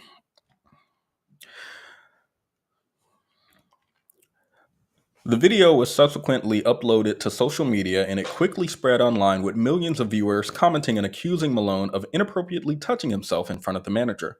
Malone then drove to the city of Goodyear, Arizona, and pew-pew himself in the head on January 11th, according to Maricopa County Medical Examiner. Tempe police tell TMZ on the night of Malone's self-deletion, members of his family showed up at the coffee shop and were aggressive with staff, stating Malone had unalived himself over the incident, reportedly blaming them for Malone's self-deletion.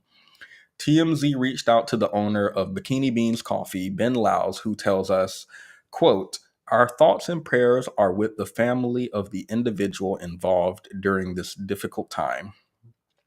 Let me pause there and quickly say, you know what? Prior to knowing what the family did to the Bikini Beans employees, I would have said the same thing the owner said. Condolences to the family, right? I think some people were upset with the statement, but I would offer condolences to the family because maybe their son was sick, but we can still recognize that losing someone and also learning about this side of them simultaneously can be rough, can be tough. I can say that. I can extend that sympathy towards the family, or at least I could have before I learned that they went to harass the Bikini Beans employees.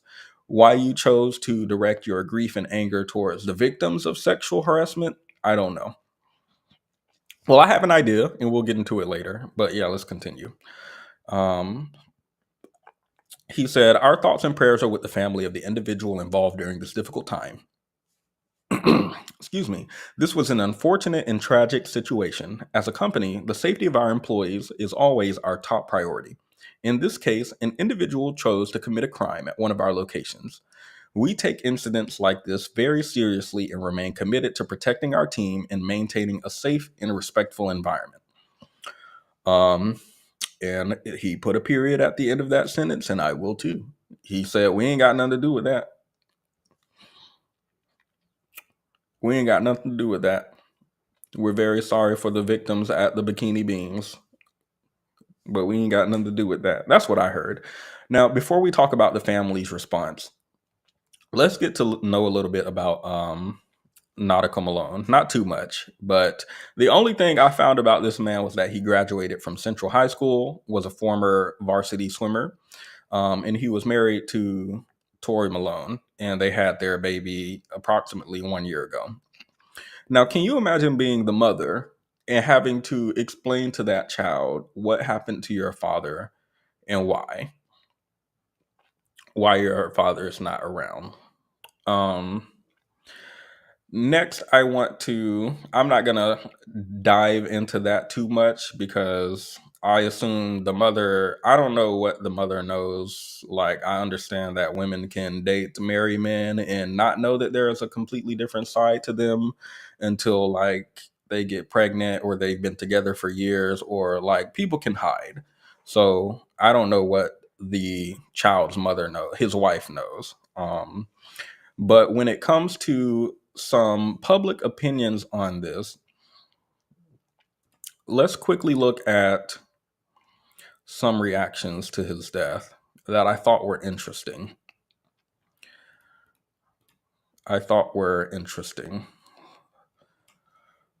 So here we have the neighborhood talk. I don't know who these people are on Instagram, but they seem like the Shade Room light.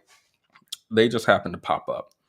And what I was interested in were some people in the comments were on his side for some interesting reasons, including privacy. But let's look at what some of his families said.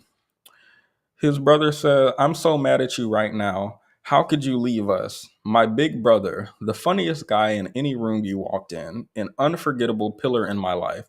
I'll never let them forget your name. Long live you. Now, I read that and I thought, that's an this is an interesting reaction um, from some sisters or family. So unreal. Literally watched you grow up. I'm beyond lost for words. Rest in peace, Nautica. Please always check in with your loved ones. So again, it feels like before we get to the end, this is not what I would expect based on the news we have and the information we have about this situation. This reaction is what I would expect from someone who lost their loved one due to like a mental health struggle. And this is not what I would call a mental health struggle. Maybe you would, but we'll get into it. 15 years you've been my brother. I keep crying because of all the memories we have together and we can't make any more. I miss you, bro. I miss my best friend. I wish you would have came to me. I'ma miss your dumb A, funny A jokes. I'ma miss your random roast battles. I'ma just miss talking to my best friend.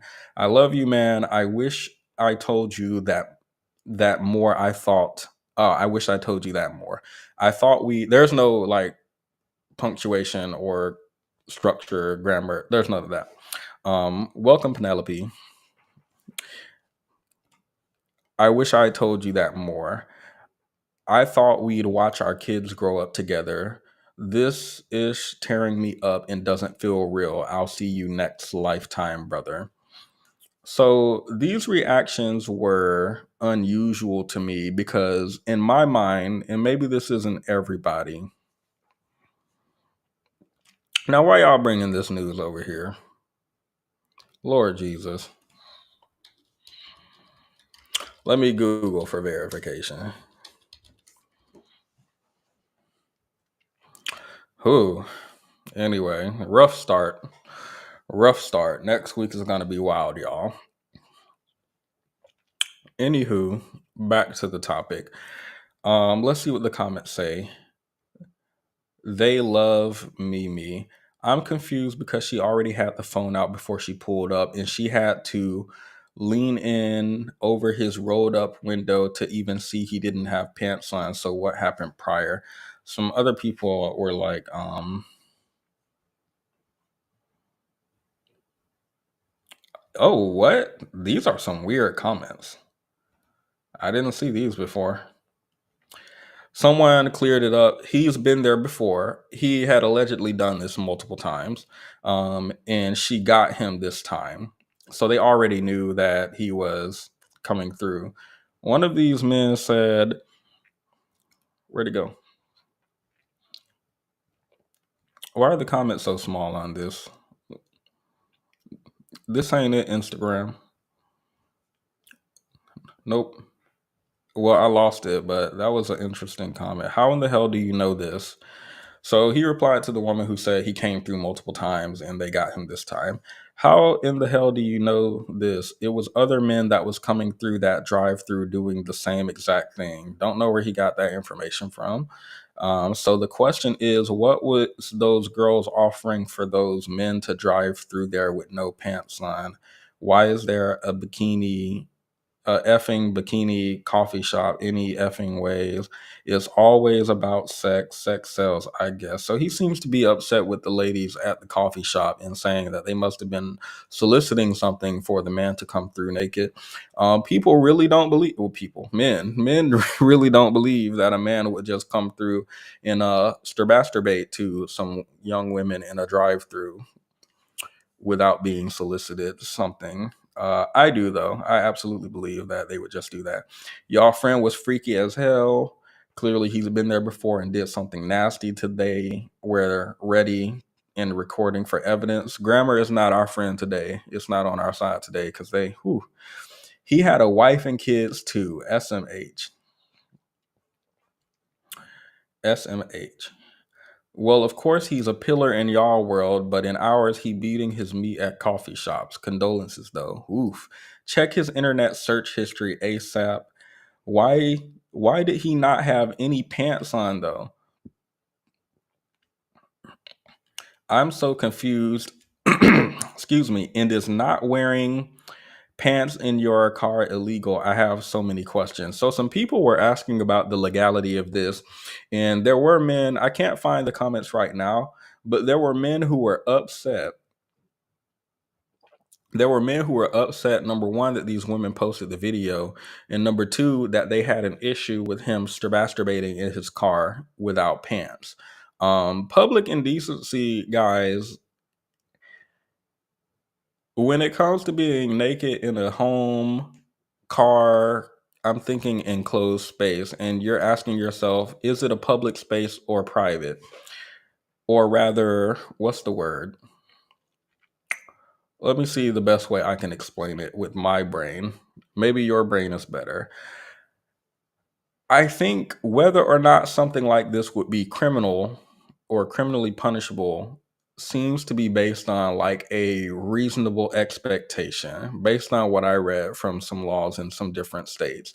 For example, if you were in your house, let's say one of your bathroom window was open and you got out the shower and walked from your bathroom to your bedroom, or you got out the shower and put a towel on, but there was a brief moment where you were naked and your neighbor happened to be looking in your window and saw you for half a second. That's probably okay. Now, what if you're masturbating in your living room at the front of your house with large open windows while the school bus is letting kids off in your neighborhood? Probably not okay. And the same type of standard, I believe, applies to your car when it comes to you being visible to like the outside world. This is not like, oh, you're in your car, nothing we can do about it. Nothing says that's against the law. I forgot what it's called, but if there's a reasonable expectation that people will be able to see you, such as if you open your window, your car door, and you're like doing it in front of someone, or open your windows at your house when you know the school bus is coming through, then this is punishable. Whereas if someone caught a brief moment of nudity, it would not be. But this is also not just about nudity. This man was presumably masturbating in the drive-through. It's not like he was just forgot his pants at home. Probably not. Probably not. I saw some comments saying if this was a woman, no one would care. They wouldn't call the police and they wouldn't record. Now, the only data I've seen regarding how women react to female predators, for example, seems to show that women are disgusted by female predators, right? When a female teacher sleeps with an underage boy, for example, a child. Women tend to be disgusted by this behavior. It tends to be men actually in the comments saying stuff like, I wish that was me when I was a boy, or he's so lucky, or whoever told on him ruined a good thing. This is not my opinion. I believe there's like plenty of research to show like what happens when a female predator is judged by a female judge versus a male judge. Um, so I believe when men in the comments say if this was a woman, no one would care, what they are talking about is their own perception of women predators. Because it seems like if a woman came through the drive-through naked from the waist down and masturbating to the employees, I believe the women would call the police.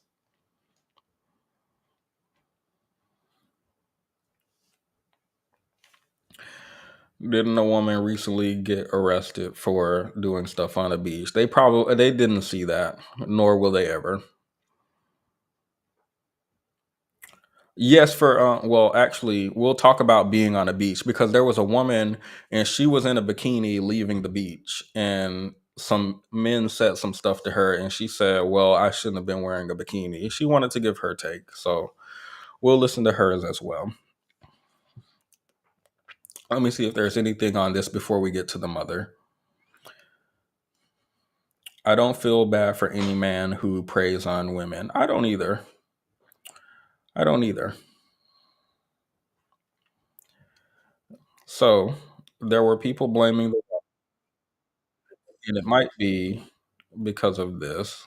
Let's see.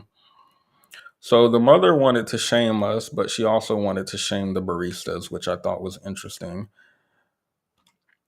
This is also from the same page. So they are like the shade room. In case you guys can't see this, I'll go ahead and read it out loud.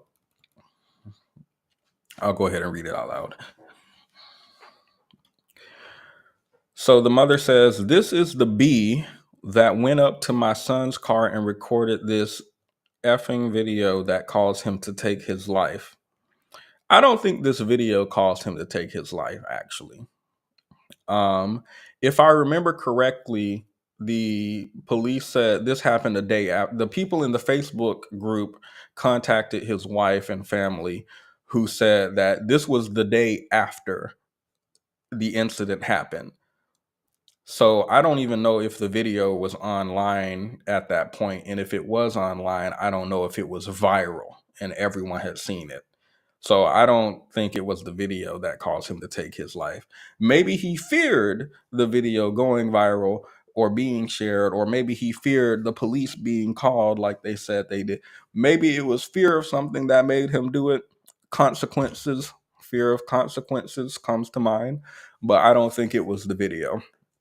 But the mother said, "This is the bee that went up to my son's car and recorded this effing video that caused him to take his life. She invaded his privacy by going up to his car where he was masturbating to the employees naked. She invaded his privacy by going up to his car. Please share this picture of this bee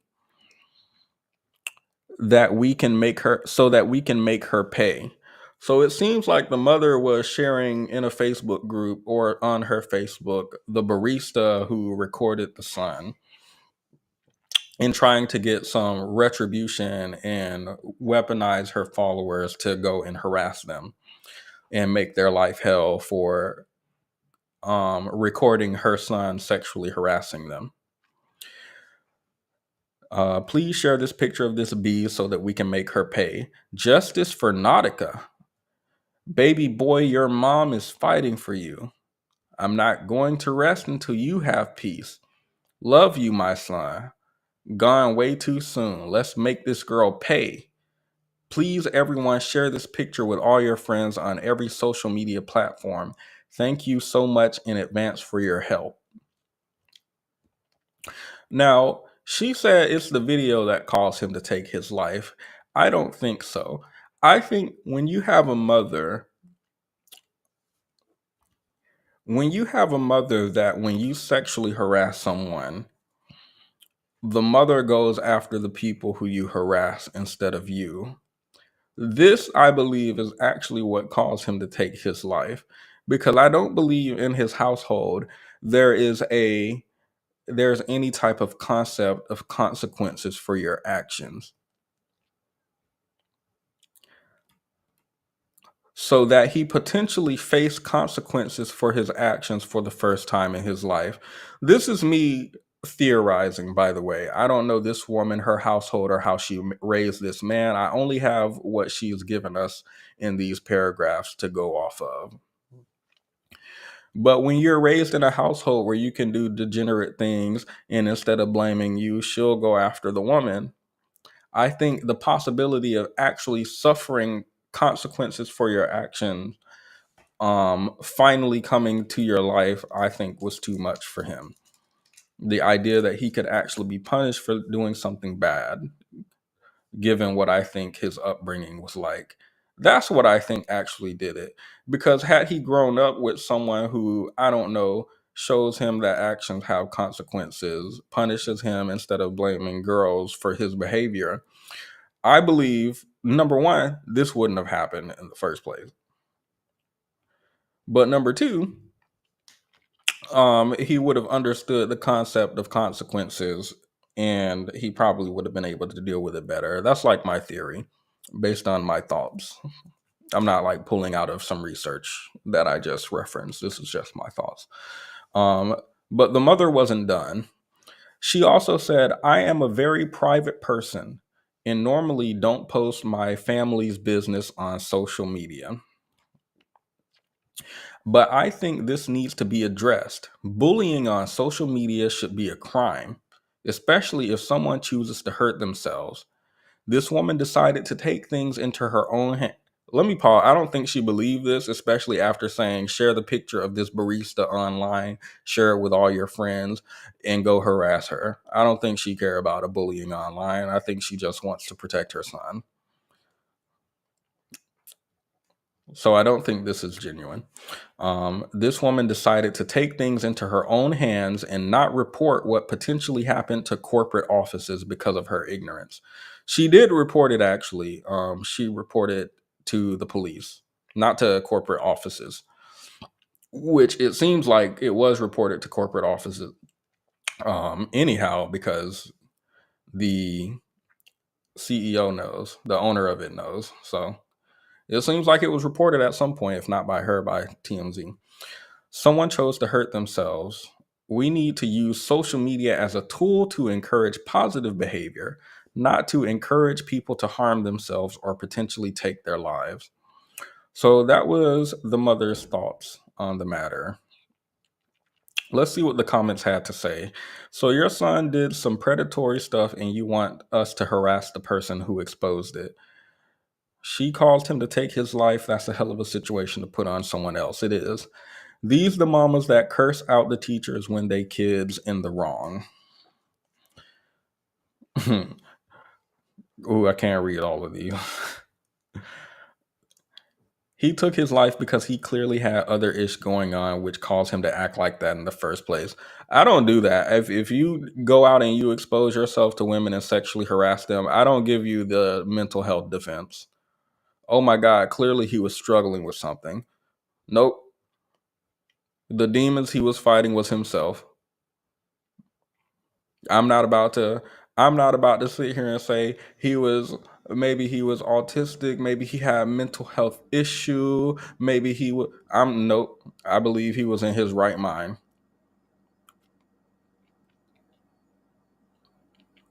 In his right mind. His wrong mind.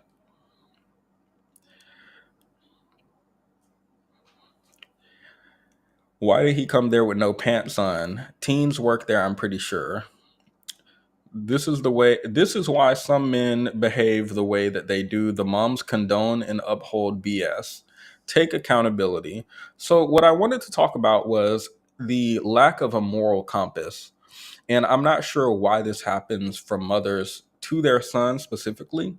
Um, and I noticed this behavior tends to be for sons, not for daughters, right? When was the last time you heard about a mother defending her daughter in court saying, she's a good person, Your Honor. She's just struggling right now. And this was the last time she'll do it if you just give her a chance. When was the last time you heard a mom in court defending her daughter? When was the last time you heard of some woman doing something egregious and mother comes out in defense of her? And I was wondering to myself, is this a type of infantilization of males, right? Is this a evolution of boys will be boys, where boys get excuses for bad behavior while girls are expected to know better and to act civilized like a human with the capacity for thought? Um, and what I found was about boy mom culture. And this article talks a little bit about that. Why boy mom culture is darker than you might think. Before we get into this, let me pause and say, this is not just, well, here, let's do it first, actually. Let's read it first. When I first learned about boy mom culture, I wasn't sure it was such a big deal. My wife and I don't ascribe gender norms to our children, but it's not like I wasn't aware that many other parents do with zeal, including a lot of friends I respect and love. As a parent, I make a point of not judging other people's parenting styles or choices. Let's go down.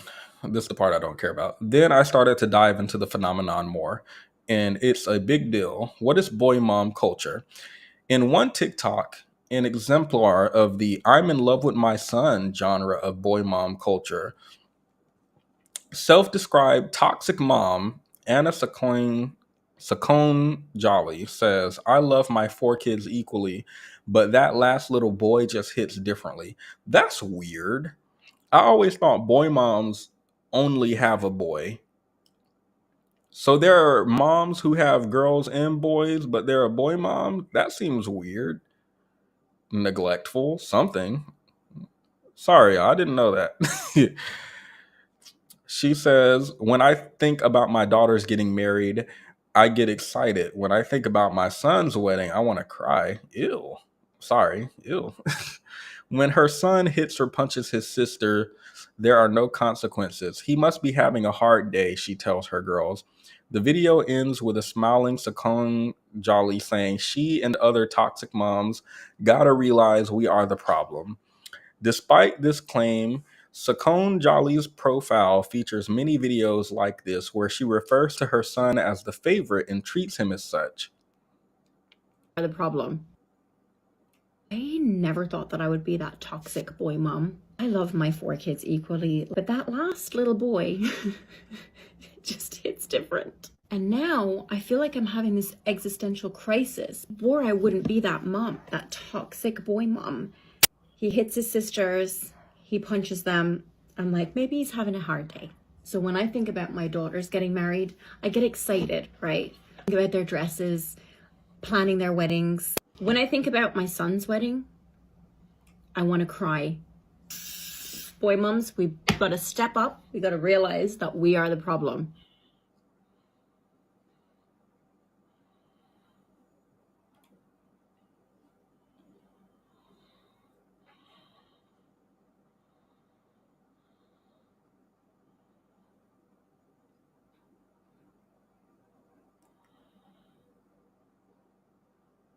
I know I just read it in like writing, but it's kind of different to listen to it. Ew.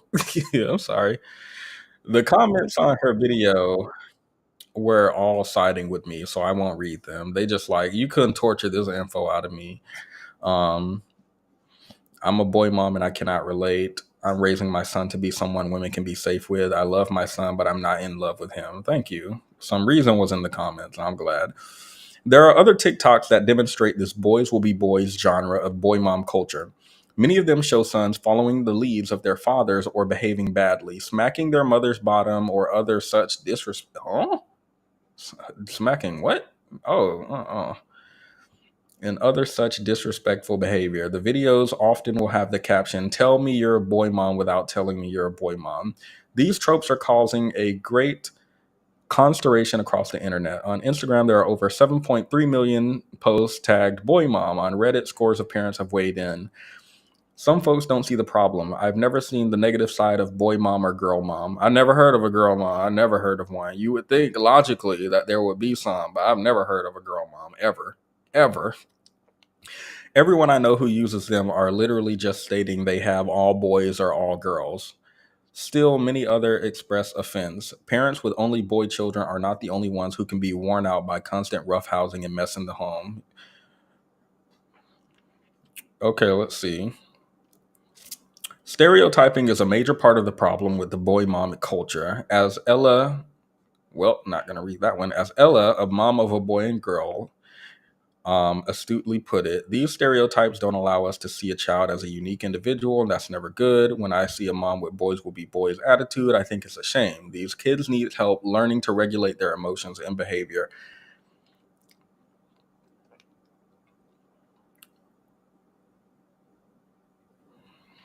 Despite anecdotal evidence, there is actually no scientific basis for the idea that boys are naturally more physical and girls are more nurturing. According to a 2016 article in Scientific American, obviously boys and girls are not identical at birth, but early experience, we know now, permanently alters the chemistry and function of the genes inside cells, leading to significant effects on behavior. The different ways parents raise boys and girls similarly leave their stamps on children's developing brains.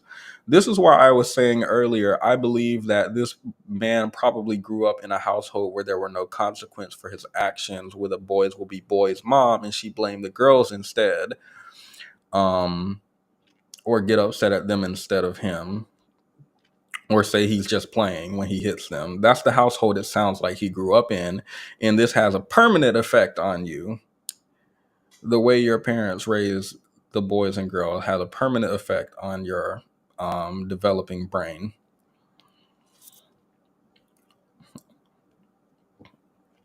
Let's see. While I'm disheartened by the stereotyping inherent in boy mom culture, that's not the part that scares me. What scares me is that this trend is steeped in the broth of rape culture. There's not an ounce of consent in any of the so many short videos I watched while researching this article. The children are not consenting to being objectified by their mothers. The mothers are not consenting to being treated poorly by their sons and husbands. The girls aren't consenting to being princessified by their parents. The boys aren't consenting to being dudified by theirs. Consent is a learned behavior rooted in the idea of mutual respect for another human. When we do not teach our sons to seek consent, we're teaching them that other people's bodies are objects that can be used. When we do not teach our daughters to expect respect, we're teaching them to accept abuse and belittlement as the norm. A 2018 study found that 81% of American women experience some form of sexual harassment in their lifetime. If we want that to change, we have to teach the next generation something different.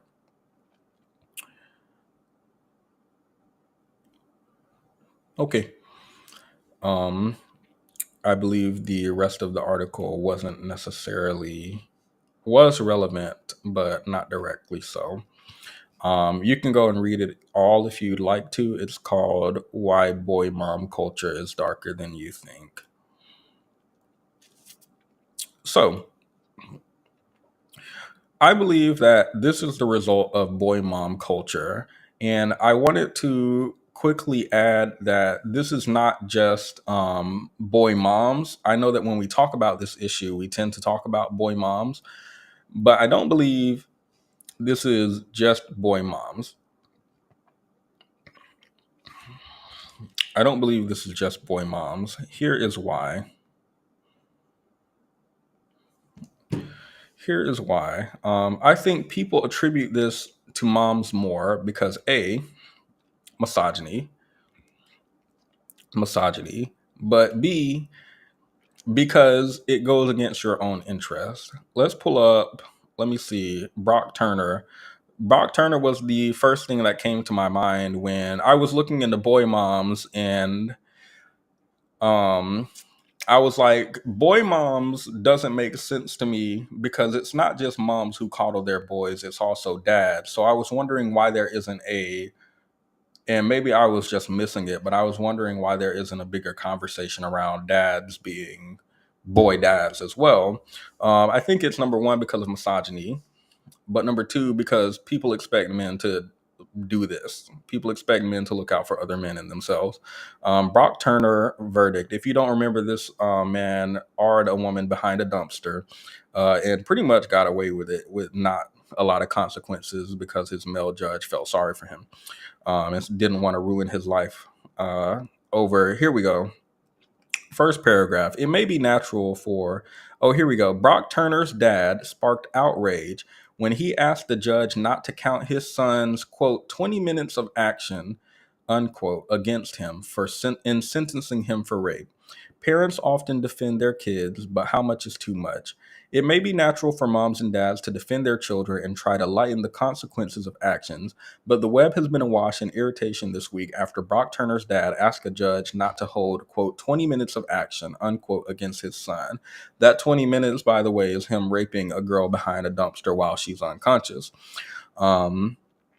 So they wrote more about his dad, but what I mainly wanted to show is that obviously dads do this too, and I don't believe there's like a stark difference between moms and dads defending their child. I just believe that number one, people care about this more when women do it because it goes against your, number one, misogyny, but number two, it goes against your own interest as a woman. Like, people expect a man to defend if his friend in the friend group is accused of R-ing one of the women in the friend group.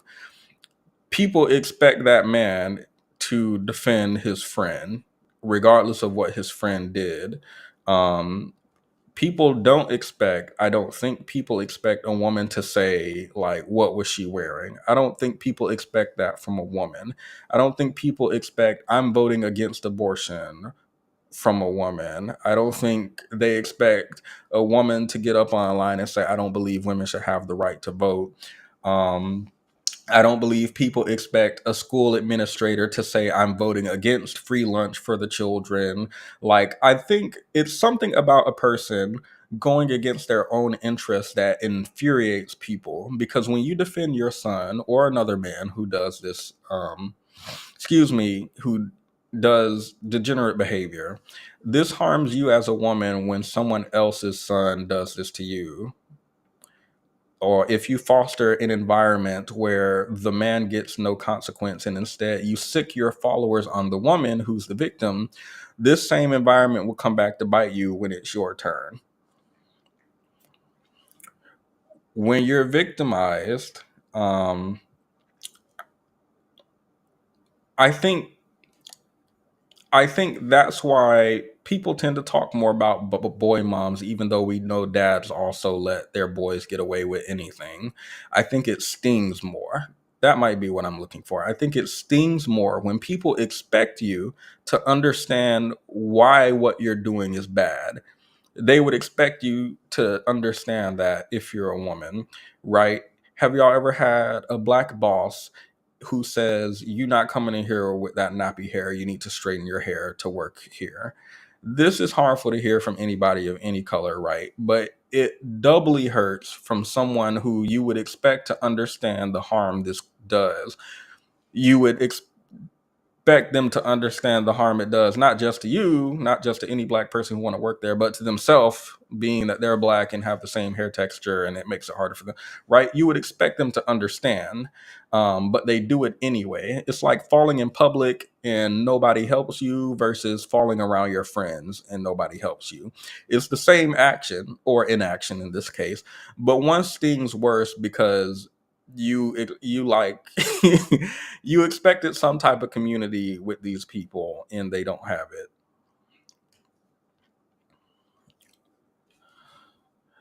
We also had, I believe I've looked at this before.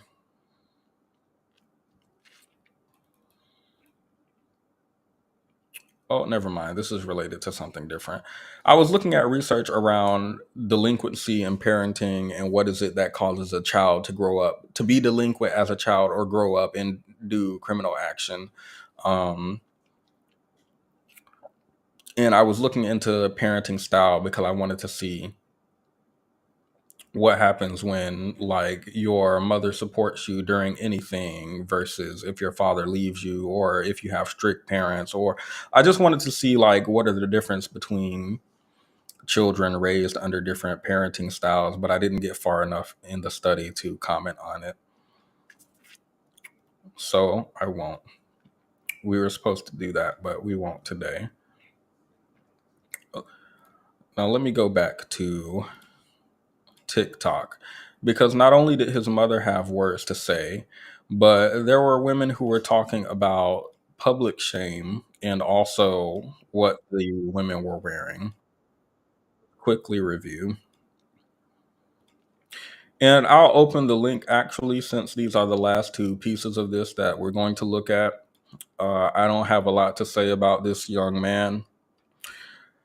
My condolences to a child who will grow up without both parents because of their father's decision, and to the wife, depending on what she did or did not know. To a wife and children, you know, it's crazy. It's always someone with a wife and children and two cars and a cat and dog living in a nice neighborhood with a nice job. That's the crazy part to me. Like, even now, even with all of this, still you're not satisfied. That's not what is the American dream. Isn't that what they call it? Even with everything, still.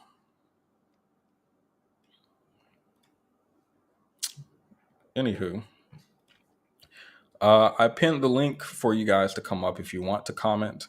Now let me pull up this last two pieces of commentary we were going to look at. Can I make it full To screen? address a heartbreak.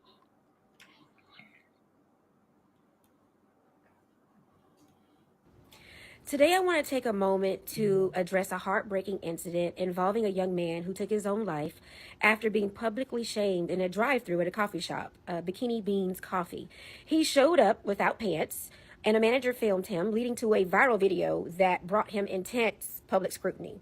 Sadly, he was married with children, and the fallout from this had devastating consequences. Now, this situation highlights the need to focus on mental health. Public shaming can have devastating effects on a person's psyche. And it's crucial for us to recognize that behind every mistake, there's a person who might be struggling. And we need more support systems in place to help those who find themselves in distressing situations. We don't know the man's intentions. We don't know what might be going on for the man. We don't know any details. And with social media, mistakes go viral in an instant, but the fallout can last for a lifetime. And I think that. So I'll pause and say a couple things before letting it continue. But I said this earlier. I don't think the video went viral. I don't think the video went viral until after he unalived himself, or possibly during, because the report was that he took his life the day after the incident happened. Now, I haven't seen reports saying that the content went viral before this happened. Here, let me mark it actually, because I saved it the day that it started going viral. I could just do the math myself. I just keep hearing people say that his mother, and now this woman, some people in the comments are relating his self-deletion to the video going viral and all these negative comments about him, when this might not have even, and most likely didn't exist at the time that he the online commentary and virality likely did not exist at the time that he did that.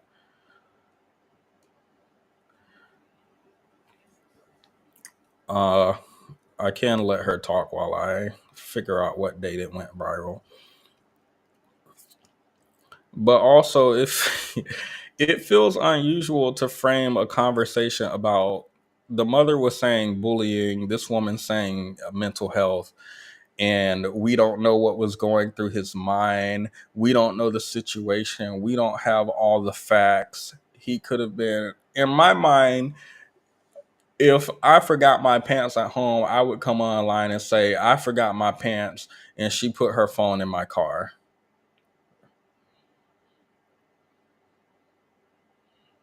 That's why I had the window up so nobody would see. But he can't do that because he was masturbating multiple times in the drive-thru to the employees. He can't do that. He can't say, "Oh, I just happened to leave my pants in my other car," or whatever. I don't understand what. Maybe I'm being closed-minded, but when this woman says, "What, we don't know what could have happened. We don't have all the facts." What, in my mind, like, what facts? We don't know if this was a mistake.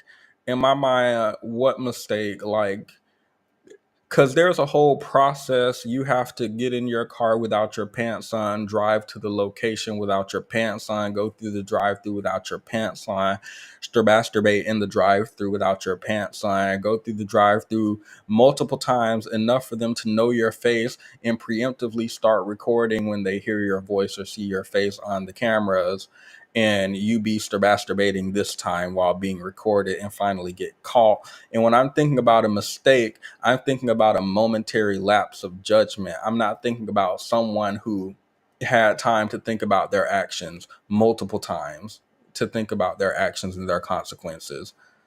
Pulling my pants all the way down and grabbing my wee wee in the drive-thru and pulling up.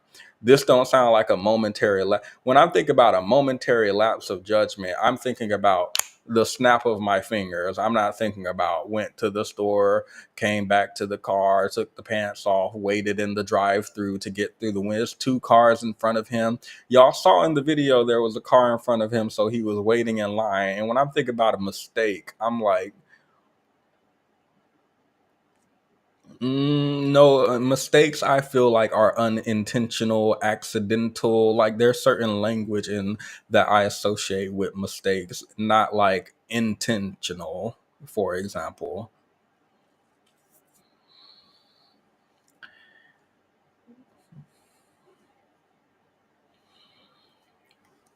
Maybe I misheard her. Let me go back. The need to focus on mental health. Public shaming can have devastating effects on a person's psyche. And it's crucial for us to recognize that behind every mistake, there's a person who might be struggling. And we need more support systems in place to help those who find themselves in distressing situations. We don't know the man's intentions. We don't know what might be going on for the man. We don't know any details. And with social media, Okay. We don't know his intentions. We don't know what might have been going on with him. I assume she means mentally. Um, I need to understand what the intention. Like maybe again. I hold space for to be wrong. Maybe I'm closed-minded, narrow, tunnel vision.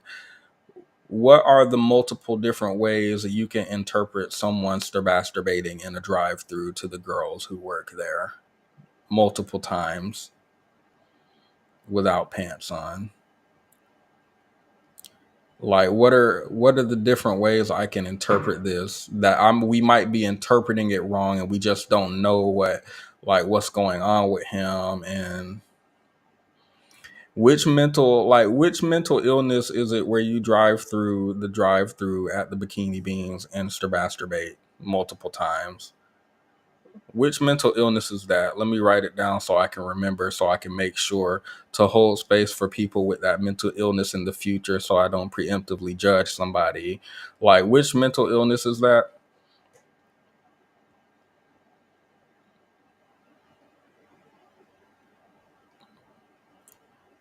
Y'all let me know. I'm waiting on y'all comments.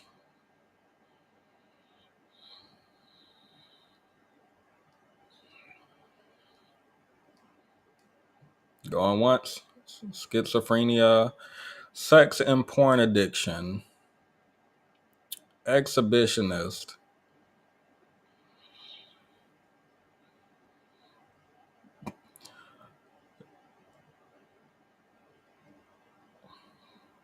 autism. Y'all not about to do this to the neurodivergent community. PTSD.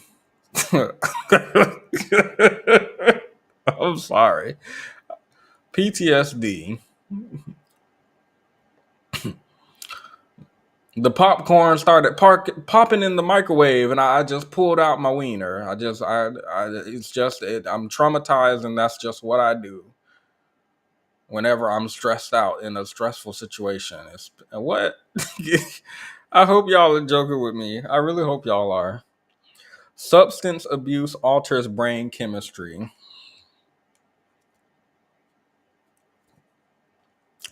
So when we're talking about mental illnesses, if you genuinely believe this was caused by, I hit the thing that makes my chair go down low. Someone having a mental illness. Some people can, yes, I believe, be freaky without, like, I don't believe Diddy has a mental illness, for example. I don't believe this man has a mental illness. But if you believe that someone has a mental illness causing them to do something degenerate like this, I don't believe it would change anything about the way I engage with this.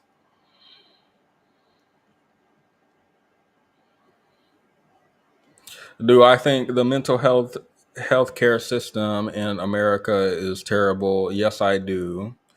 Should it be reformed, overhaul, invested in? Yes, I believe that. Is that going to change how I feel about this young man? Probably not.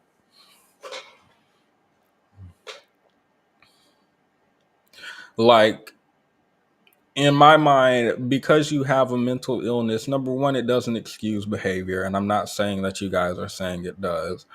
But number two, I don't believe that the mental illness will be the cause for that behavior. Like, it doesn't make sense to say, well, I just have autism, so I go through the drive-throughs and I do that.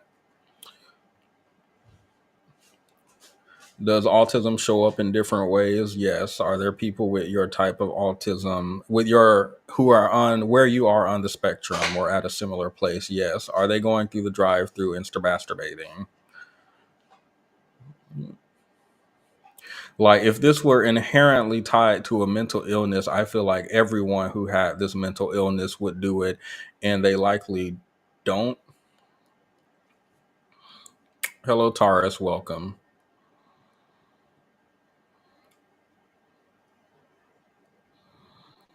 Side effects from Popeye's chicken sandwich consumption.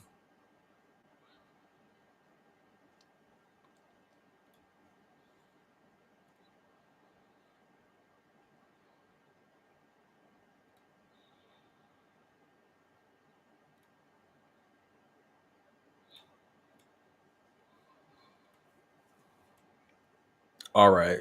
I don't believe autism is a mental illness, actually.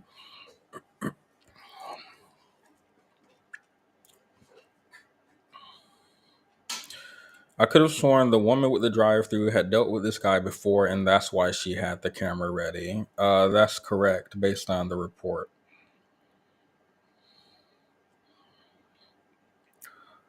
Let's get through this 2 minutes. I'm going to speed it up because we have one more to get through. Viral in an instant, but the fallout can last for a lifetime. And I think that this incident reminds us of our responsibility, both as creators and consumers of content, to think before we share. While we should hold people accountable for their actions, of course, we also need to approach these situations with a little bit more empathy. And let's not forget about the man's family, his children, and Okay, when you say approach this with a little more empathy, I'm trying to. Usually, when we think of empathy after you commit a crime or do something that we as a society or whatever have decided is bad, or even you as an individual have decided is bad, like, I don't know, stealing. Usually, when we have empathy for situations like this, we're thinking of like mother stealing baby formula, poor person stealing food, somebody stealing something, sell it for to make money for their family who start, like, usually when it comes to empathy, we're trying to imagine ourselves in a certain situation, and we find empathy. In my mind, empathy is like understanding, and you understand why a mother would steal formula. You understand why a father might steal food for his family. You might not be empathetic towards someone stealing a flat screen TV because, like, they get a rush from it. So when I'm thinking about empathy, I'm thinking about my ability to understand and sympathize with someone who does a crime or something bad. Think about what's those fathers. Have you seen the guy? He walks into the courtroom, and the man who r'd his daughter and unalive her, he just pew pew him in the head. And you go and look at the comments, and all the other men in the comments, I would do the same for my daughter. All the women saying, I understand him. Like, even I'm sure these people also believe in the right to fair trial, and we all have our day in court, and we shouldn't be judge, jury, and executioner. But when it comes to someone doing something morally wrong, I believe we have an ability to empathize with them if we think that they might be doing something for a morally righteous reason. Luigi comes to mind, and not Mario, but like the person who unalived the CEO if you live under a rock. So again, in all of these scenarios, the thing that you're empathizing with makes sense to me. A mother stealing formula. It was during COVID when the price of formula shot up, And it was Facebook groups in my town where there were women who were breastfeeding, who were making multiple bottles of milk to give to the mothers in the town who couldn't breastfeed and couldn't afford formula. Like, if these women decided to go and steal some milk, you completely understand why a mother would want to do this to feed her child, especially in an economy where people are just laid off, even though they're quote unquote essential workers. Like, you understand and empathize with it. It makes sense. Someone stealing food because they can't afford to eat. And I feel like it is extremely difficult to lift yourself out of poverty. And the US is not designed for you to do that. You can understand that person stealing food. When a man unalives the healthcare CEO from the company taking the most profits and denying the most claims of healthcare, legitimate claims that people are entitled to because they know these people will die before they get to appeal, we completely understand why you would be why, even though I don't know, murder is wrong, everybody deserves a trial, why you would be pushed to that given the poor state of the healthcare system in the United States. What am I to empathize with about a man who went and masturbated multiple times? Excuse me, masturbated multiple times. Language, YouTube, sorry. Masturbated multiple times at a Bikini Beans drive-through. What am I supposed to empathize with here?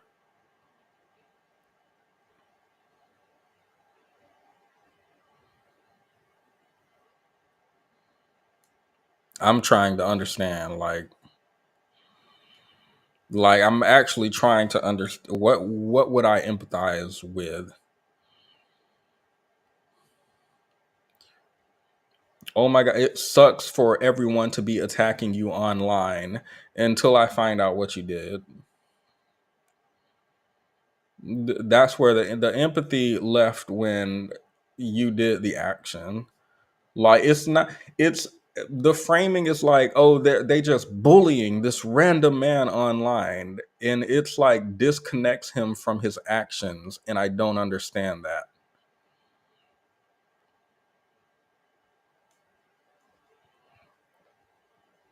And even if you showed empathy, like what would that look like? We know Jeffrey Dahmer had a terrible upbringing, and psychologists say your upbringing and how terrible it is has an effect on people's likelihood to become killers and stuff.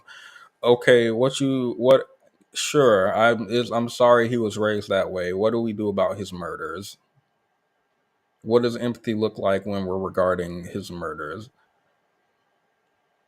Does it look like, well, we can't talk about him negatively because we need to have him, like, I don't quite understand this. Maybe she'll explain it if I just let her talk.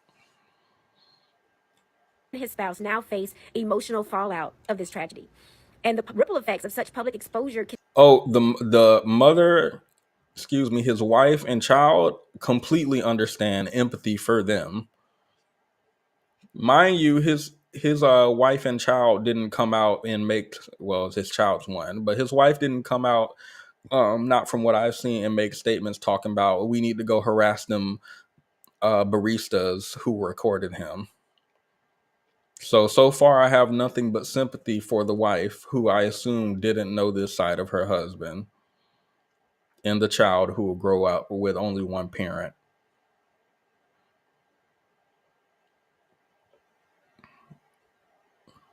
I can sympathize and I can empathize with them. Absolutely. can be profound and long lasting for his family. So it really is essential to remember that behind every headline are real people experiencing real pain, and we don't know their story or their situation. The way the media sometimes covers these stories really matters, and sensationalism can amplify the pain. So we need to advocate for responsible reporting and really prioritize empathy. Shame is a powerful force. Shame will make us move in a very interesting way, and we judge people so harshly. And this can risk pushing them even further into despair. Like I said, we don't know his situation. So we really do have to try and promote a culture of understanding. I need to know what is a situation that we need a culture, like when she say we don't know his situation, what is just one example of a situation where we would look at his behavior and say we need a culture of understanding instead of like saying negative stuff about this. Like, I'm not able to fathom. I am not able to fathom. She's not wrong, but what are we not understanding? And you see, the interesting thing, H, you are clever. The interesting thing is, if this video were not about this man, I would completely understand. If this video were about the wife, stop messaging the wife, stop sending negative comments to the wife. We don't know her. We don't know her story. Actually, we don't know her story. We don't know any. If people are sending harassment and hate and messages to her and overwhelming her, I would completely agree with this woman. But that's not what she's talking about. She's talking about the man who exposed himself in the drive-thru multiple times.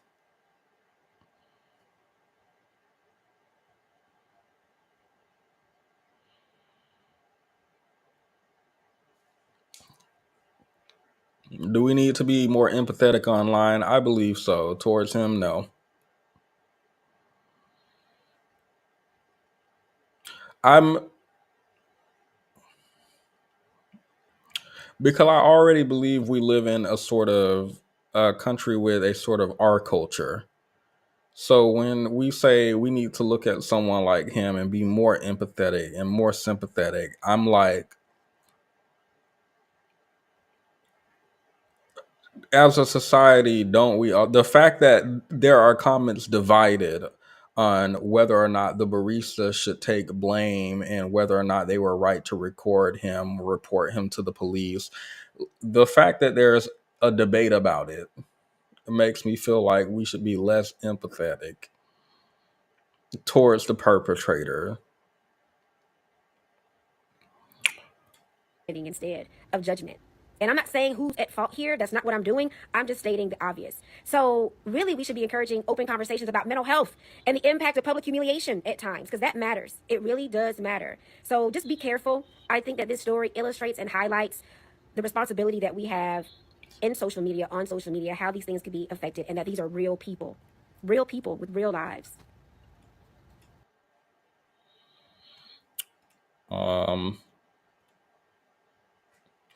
Those were her thoughts. The comments. You understand this is victim blaming. Women who encounter predators have a right to expose those predators. I don't care if those predators have a mental illness.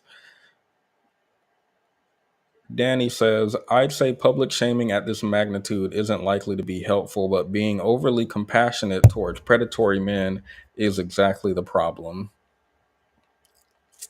No one told him to end his life, sweetie. Sadly for everyone else, he took oaths and responsibilities that he failed to provide. That's his own fault. Seriously, who takes their pants off before a drive? Like, the way I've been reading comments that just, what? So how, I've been reading comments insinuating there's nothing wrong because he was naked. He was just naked in his car. Like, we don't know what he was. So you can't even go for a drive naked anymore these days. Like, the way I've been feeling like I'm reading a whole gaslight. A whole gaslight.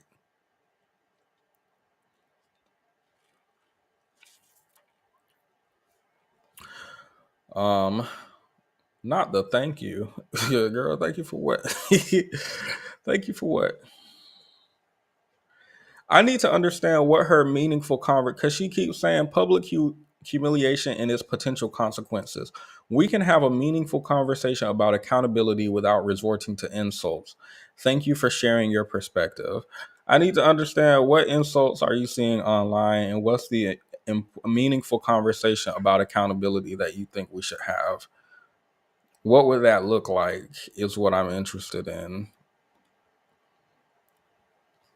I feel like we having it.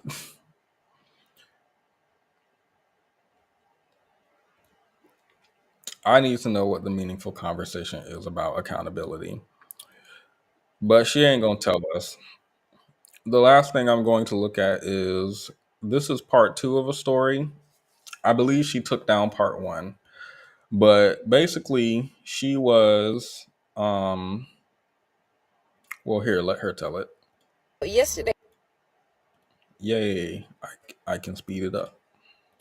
I had told y'all the story about Nautica Malone and my experience with a similar situation. Well, the Bikini Bean place, I think that's the name of it, they put out a statement, sending their condolences to the family of Nautica Malone. But somebody in my comments was like, well, what do you expect when you're doing the exact same thing? Meaning that, why is it a problem when he pull up with no bottoms on at Bikini Bottom and they out there with no bottoms on at Bikini Bottom? Well, in my case, I was on the beach and I had on a bikini and I was in the Waffle House. And honestly, I gotta tell you, maybe I'm just like programmed like this because this is what society has taught us. But I felt the same exact way, which is one of the reasons why I did not call the cops on these guys. The second experience, I was in an Uber and I did have on a bikini, and the guy told me, the Uber driver told me, you have to excuse me for a second. I've had a hard on ever since you got in the car.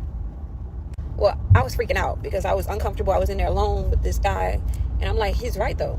Well, when I said something about it, another guy told me, he's like, well, what do you expect? You get in with nothing on. And I'm like, they're right. So everybody was like, why didn't you report him? Why didn't you report him? Because in a way, and I'm like, maybe I don't know if this is right or wrong, because in a way I was like, they're kind of right. What do I expect? I got in here with the bikini on. So I never reported the guy. The other guy at the Waffle House, honestly, that was just disturbing, because you're in a restaurant doing this. I never reported him, or we never called the cops. We just got up and we left because he had his kids in there with him, and I didn't want to embarrass those kids. And also, I was like, I am in here with a bikini on. Now, the third situation where I was at the mall and I was fully clothed, and the guy was riding around in his van and he was watching girls walk by. No, the other ladies in front of me were not. They were clueless. So ladies, pay attention to your surroundings. They were clueless. But I was walking up to his van to cross the road, and he was inside of there handling his business, right there looking at us, handling his business. They didn't see it, but I saw it. Well, I did. I found security, or I tried to find security. Once he saw me trying to find security, he drove away. And I didn't get his tag number or whatever, but I was so panicked that I could like barely remember anything other than that it was a van. So he got away, I guess. And another thing I wanted to say about the Nautica Malone situation was, it seems like this kid was going through a mental health crisis. So I hope that this incident was not what caused him to end it all. Because at the end of the day, it really wasn't that serious. And I know y'all are going to disagree with me, but it really was not worth him taking. If that's the case, it really was not worth him offing himself. I just don't agree that it was. I'm sorry. We just had Joe Budden do the same thing. We had, we had Designer do the same thing. Like, these people are usually going through like mental health crisis, and they're probably just out of it at the moment. I gotta Google this real quick. Did Joe Budden unalive himself? Did she just say? Oh, he's had past attempts. And Designer?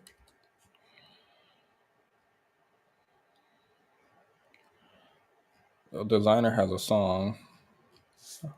I was like, wait, what? Joe Budden?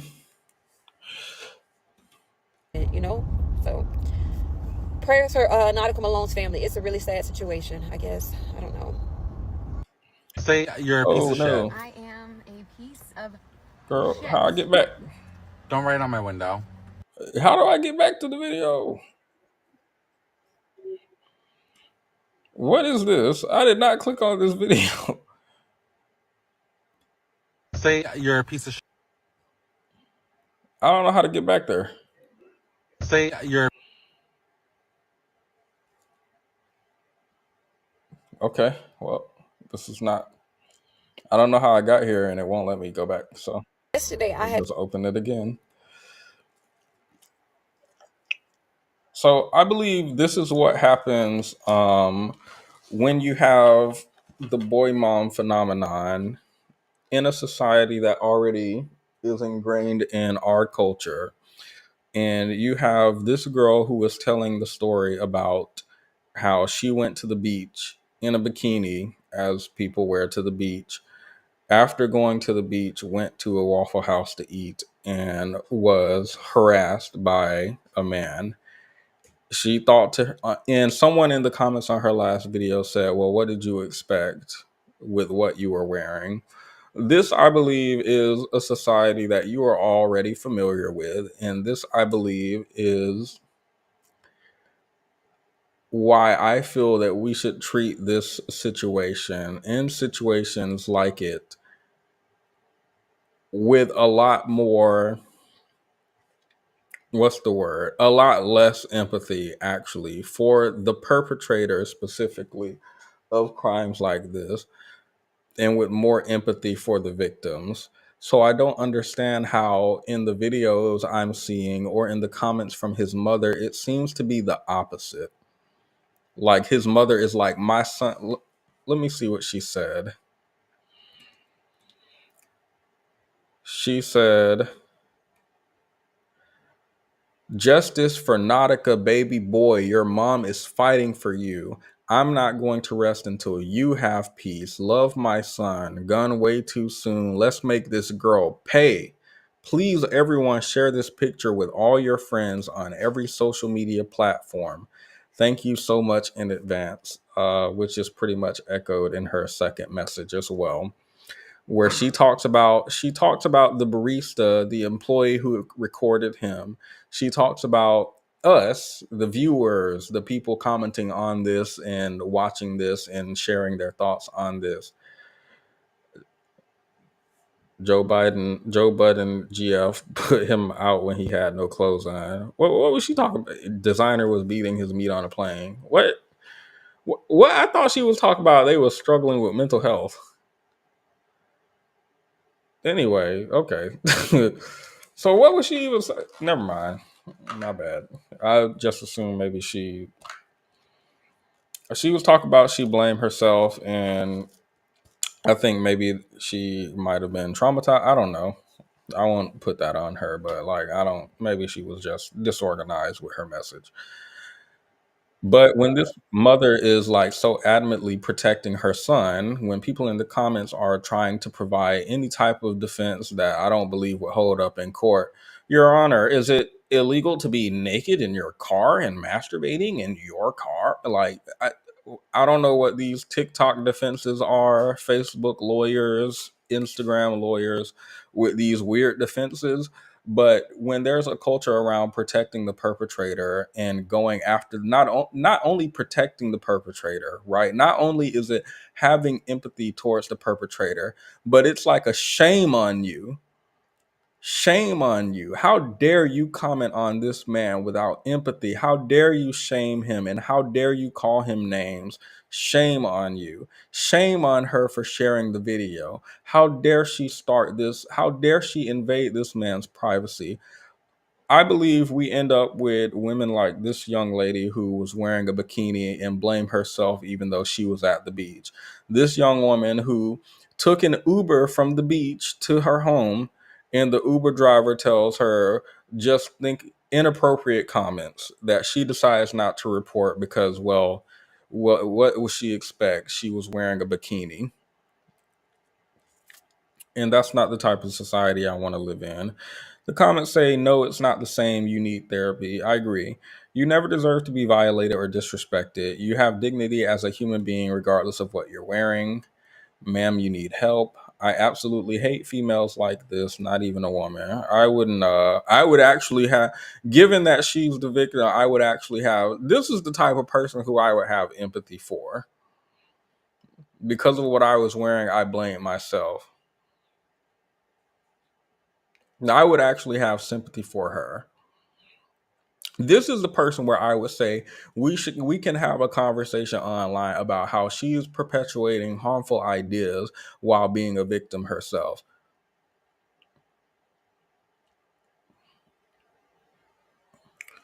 Nautica Malone is a hilarious name. You're sick.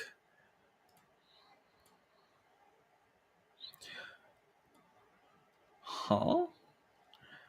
This happened to me on the bus. That's sad.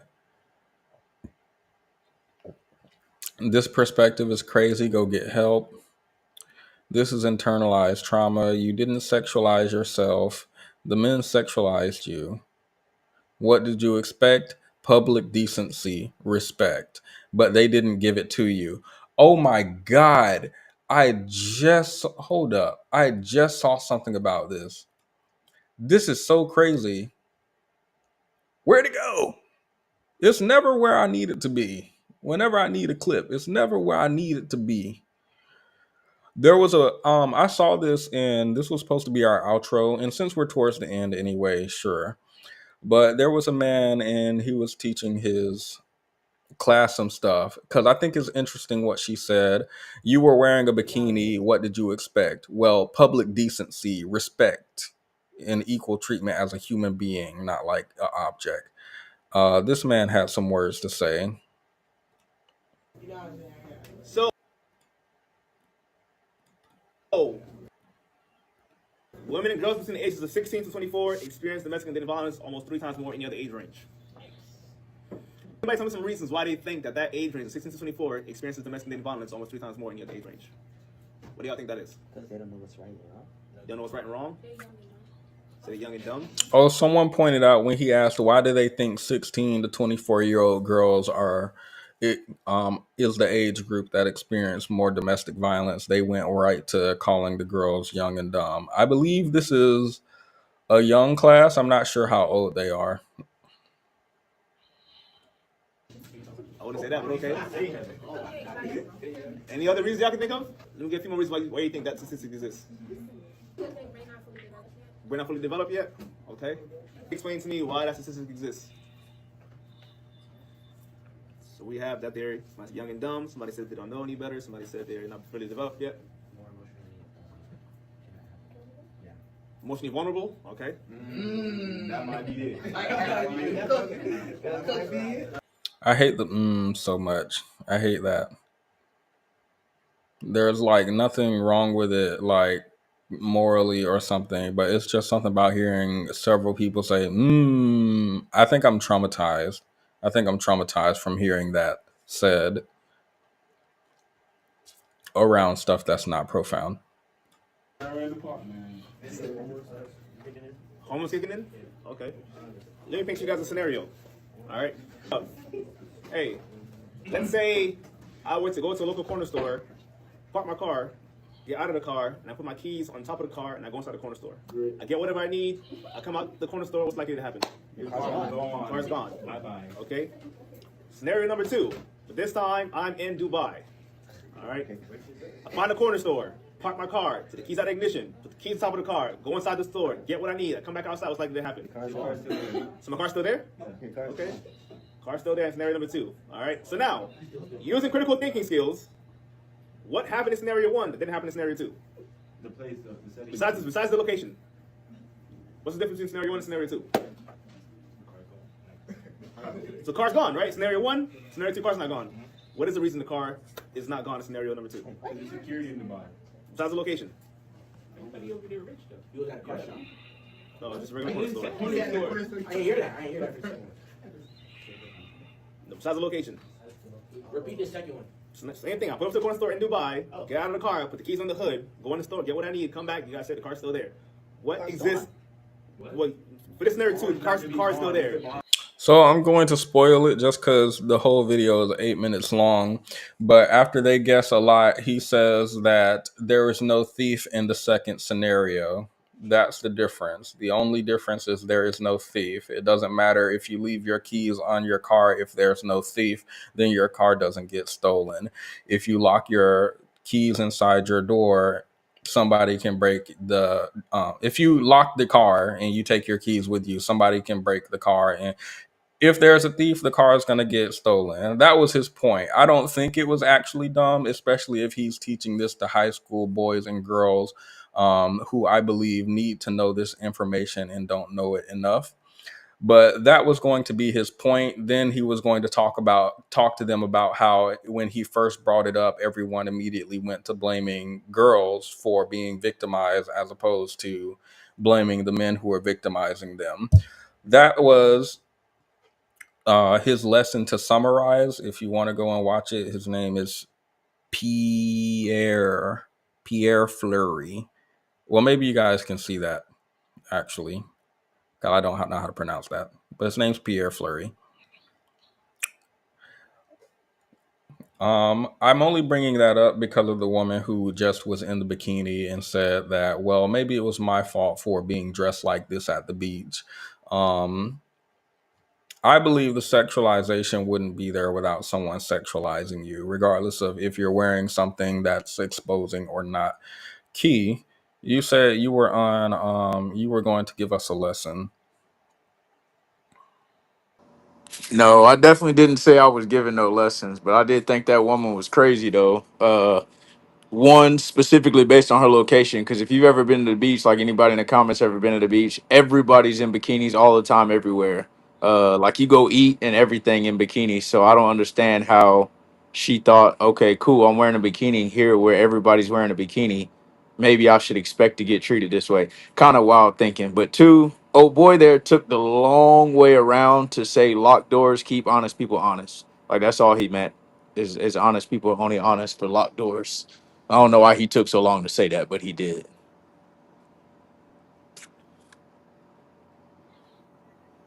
What was the last part? I missed it.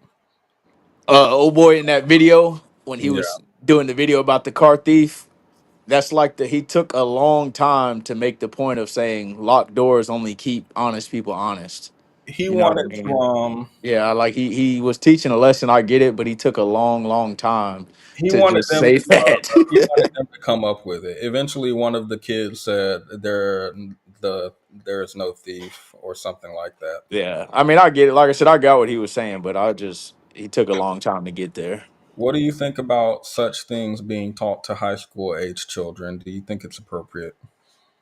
Oh, absolutely, because especially this more, or I'll say this, these days, nowadays, more than ever, it's appropriate because first and foremost, the biggest glaring factor, look at the dating age now as opposed to, we'll just say 10 years ago. We won't even have to go back far, right? Like the dating age now as opposed to 10 years ago, so much younger, right? Like you nowadays kids are dating at 12 years old, talking about boyfriends, girlfriends. I mean, 10-year olds, whatever. So the earlier you can get that message across to these kids and them understand it, the better, I think. Agree. Well, we were learning about stuff in high school, and we were laughing in the class when we saw the penis in the textbook. So I think they'll be all right. Um, Sorry, I don't mean to be bigger than you. Okay. I have no critiques for your takes. I don't see anyone else in the back room. The woman who I just pulled up, in my mind, when the woman prior to that video is talking about empathy, I don't know what you were thinking of, but someone like this is someone who I would approach and say, I think because of how you were raised, or maybe self esteem, or maybe because of how society is, she said, you view you wearing a bikini at the beach and like if anyone's going to talk about an appropriate place to wear clothes, the beach is the place. But and because of the thing you wear, you view yourself as inviting victimization. That's someone who I could talk to and empathize with, even though I think they came to the wrong conclusion about their victimization. I can't quite understand where, like, what should my empathy be for the man in the drive through? Like, what should I how what does it mean to approach this conversation with empathy and understand what he might be going through? Seems unusual. Like, it seemed, I don't know if you were here for it, but at the beginning of the stream we were talking about baby showers because there was this man who, there was a woman and there were men and women in the comments arguing about the baby shower, celebrating the mom because she carries the baby for 9 months and gives birth to it. And the man felt like he needed to be celebrated too. He was like, people don't realize how much men go through during pregnancy. He said when his girl was girlfriend, not wife, was pregnant, he felt nauseous and he was throwing up and he like had headaches. And he thinks that like people don't celebrate men enough for their woman's pregnancy.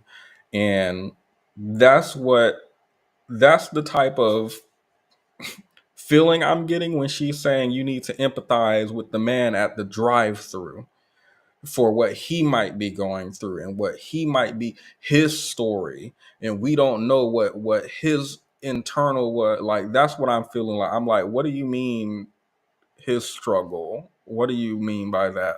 Are you getting where I'm coming from? Because I'm trying to understand. Absolutely. No, I get where you're coming from, and I was here, but I purposely stayed down. I don't know if you've seen, but I just threw like a couple of random comments in there I referenced the Taco Bell chicken nuggets. That's probably what caused him to act in such a manner.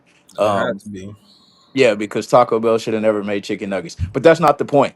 I purposely stayed down and didn't come up to say anything because I was going to be.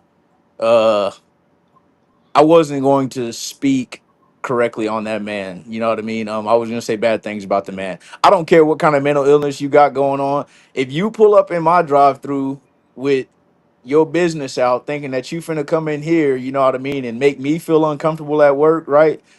I'm gonna expose you just as much as that young lady did, if not worse. I'm yelling out my drive-through window. This man, this woman ain't got no clothes on. They doing their business right here. Somebody come look. Somebody come get them. Like I'm making it a whole scene because, in my mind, I shouldn't have to deal with that. I showed up here to serve iced coffee, lattes, mochas, you know what I mean? Whatever you get in that Starbucks. That's all I showed up here to do. I didn't show up here to watch you do what you should be doing in your bedroom in my drive-through window. And you got a wife at home, buddy. So I don't even understand why you came up here where I'm at doing all of that. So I purposely stayed down because I didn't want to, be rude to a deceased man. Okay. I mean, I'll be rude to him for the both of us. So that's complete. As a matter, I didn't even say anything rude. Now that I think about it, I don't think I said anything rude to this man. I've commented on his behavior being inappropriate and the commentary around in his mother's behavior being inappropriate. I don't think I've said it. Maybe you can correct me if I'm wrong. I don't think I've said they ugly, these stupid people. I don't think I've said anything like that. I talked about why I think his mom's comments are problematic, boy mom culture, um, our culture, and how people thinking that because they wear something they deserve to be treated a certain type of. Like I don't even think I've even been insulting that way, which confuses me more about what does it mean to approach this conversation with empathy other than not talking about it at all? Yeah, that seems to be the only way because in my mind, and like I said, I may not be the most empathetic person alive by any means, but in my mind, there's like zero empathy. You know what I mean? Like the thought of empathy is not in my mind when it comes to his situation because I just can't fathom it. You know what I mean? I can't even understand it. What causes everything in your life to go so bad that you like, listen, there is nothing else on this earth I can do to fix what I'm thinking right now. I gotta drive pantless through the Starbucks window and masturbate. I have to. That's the only option I have left. And then you go and do that. Like what where do you come up with that? Like I jumped off of a 50-foot cliff into a lake thinking it was fun, right? But like where do you get off where you're like, listen, I have to drive through and do this. This is the only choice I have left. After this, I'm done.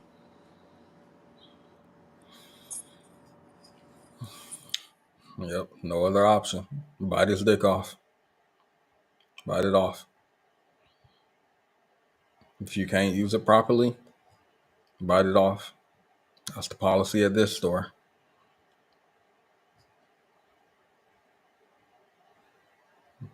All right, it's quiet. With that being said, thank you everyone for joining.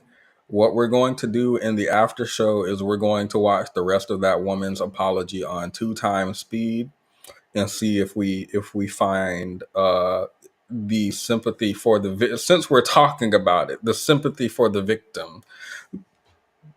Am I tripping? So literally everything we watched today feels like exactly what we just went. We watched the baby shower where the man is like, "Why won't y'all have sympathy for me and my pain during this pregnancy?" We watched the white woman who was like, "Why won't y'all have sympathy for me during this time where I falsely accused this black man of chasing me, called the police on him, gathered a white mob? Why won't y'all have sympathy for me?"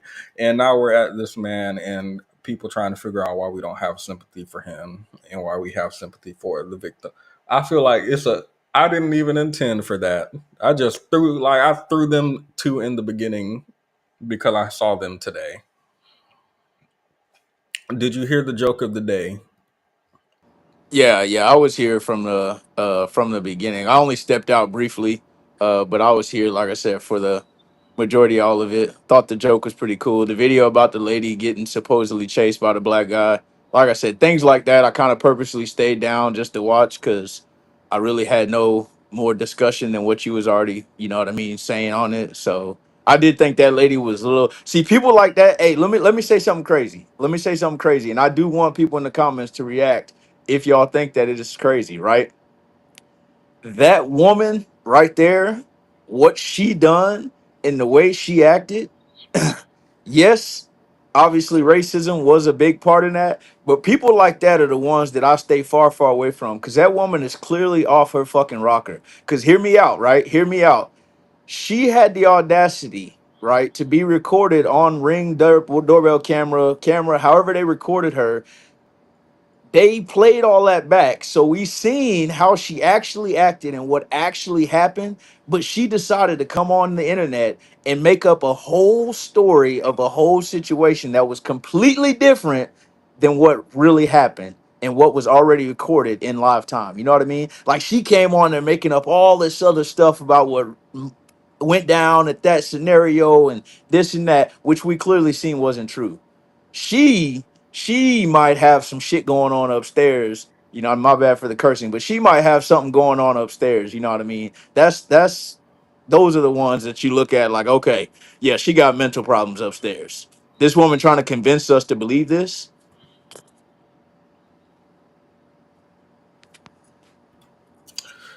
I believe she is in her right mind and knows exactly what she's doing. I believe white women who see a black man and sudden hold up, because let me see something. If I can find this video on the first try,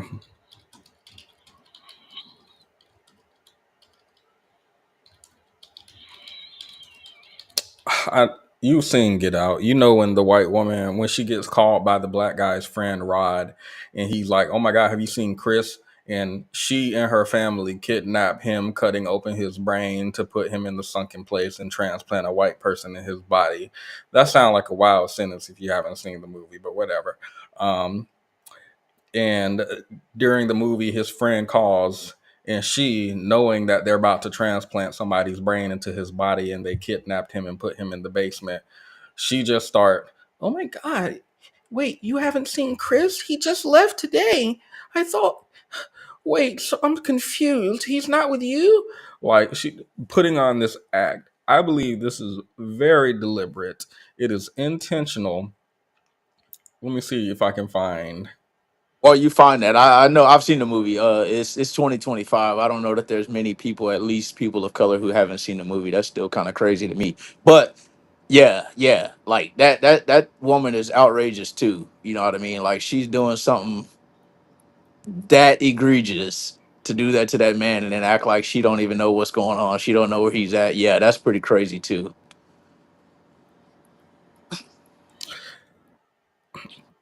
I'm not going to play this. I don't think this shows what I'm talking about, but y'all might be familiar with this face. Y'all might be familiar with this face. But she was on the phone with the police because this black family were barbecuing. The family asked her what it was about us barbecuing. Why are you bent out of shape? Everyone barbecues here. She was like, "Yeah, but they're not like you guys listening to your loud music and blah blah blah. There wasn't no loud music." And she was whining on the phone with the police like, "I'm scared. I just don't know what they're about to do. I don't know if they're about to set the park on fire or have knives, guns, drugs." Like, I feel like this is intentional. This ain't just, "Oh my God, she's crazy. Why would she do that?" Like, no, um I believe they have audacity, but I believe they're in their right mind. They're not crazy, and they know exactly what they're doing, contrary to what you said about her being crazy. No, I don't think she's crazy. She knows exactly what happens Most when definitely have the caucasity to do it. But like I said, on top of that, she's just a lunatic altogether. she should. And I I know agree. He should leave I'm her gonna say alone. it again a little bit slower because I don't want you to miss what I just said. But Okay. It is definitely the caucasity to do it. Of course. Audacity does not fit into that statement Of course. because nobody So, else is doing such things and acting that way. oh yeah, it's a special type of caucasity. It's a special type. So, I do agree that black people shouldn't live around her. Actually, I think more black people should live. I think the whole neighborhood should just move in a bunch of black people. I think she should be a minority in that neighborhood. Wealthy black, I would love a bunch of wealthy black people to live in that neighborhood and talk about their ghetto white neighbors who so ghetto and aggressive and masculine, just like a rabid animal. Oh my goodness. I still am not over the shock of seeing her just lash out like that. I've never seen a human person, I've never seen a black woman do something like that, for example. It's always those women who are just lashing out, and they're always, that's why we call them Karens. I tried to say earlier, we would call them that if they didn't act that way. Clearly, they don't care about themselves. Why should we respect them if they don't? Anyway, yeah, I think more black people should move in there because it's such a nice neighborhood, and it would be good to have some good civilized folk around there instead of those savage animals. That's what I think. So that's just what it is. That's just what it is. Now, with that being said, I was made aware that Just Brandy just got here and did not hear the joke of the day. Since you just got here, and anyone else who just got here, be sure to leave a like on the video. Any like helps.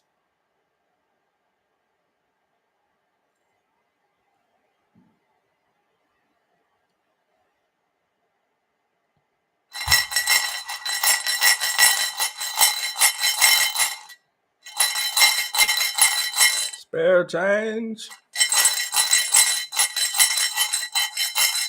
Spare change. Spare change.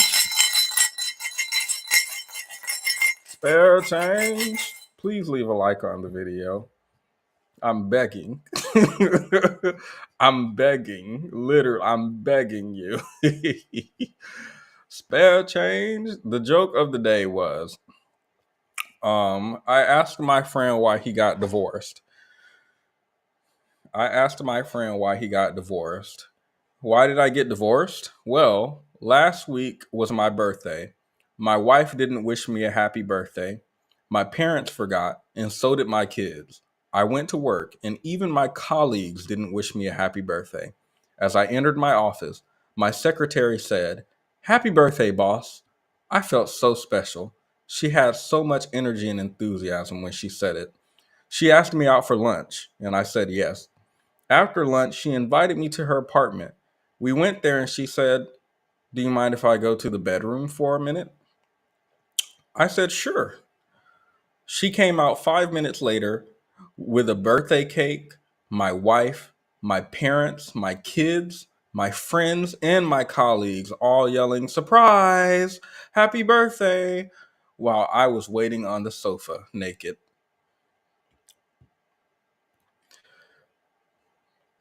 You forgot to set a goal. Thank you for the $9.99. $9.99. Thank you. I really appreciate that. So Golden still has y'all beaten with the $100. And I didn't think about it, but she sent it on Cash App, which means I'll get the full amount. And YouTube won't take their 40%. At least it's down from 50 or whatever it was. Oh my goodness. I will put this into, I don't know, where do y'all want this to go? Socks and bonds. I have it sitting in the YouTube account. Yeah, put it in the socks and bonds. Stocks and, but no. No, I said socks and bonds. No, you buy socks and then put the rest in bonds.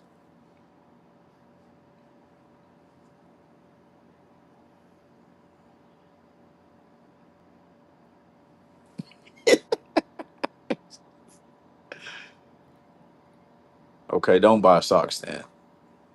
I would have been swallowed up. Have you ever been swallowed up? Swallowed up. Have you ever been swallowed up? Swallowed up. Have you ever been swallowed up? Been swallowed up. Been swallowed up. Been swallowed up. Swallowed up. Have you ever been swallowed up? Swallowed up. Been swallowed up. Swallowed up. Been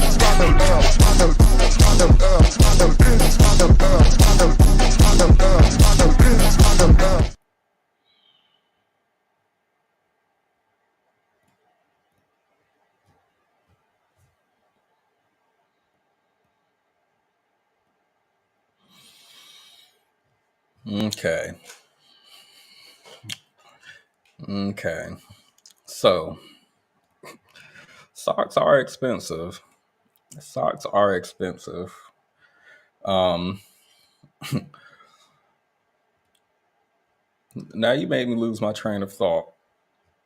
How All could over socks. over socks? So let me pull this up. You can afford one sock with $9.99. Gosh, damn, boy, I go barefoot before I pay $10 for a sock.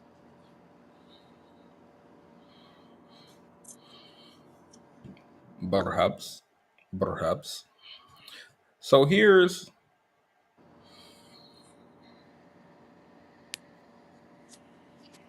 hmm.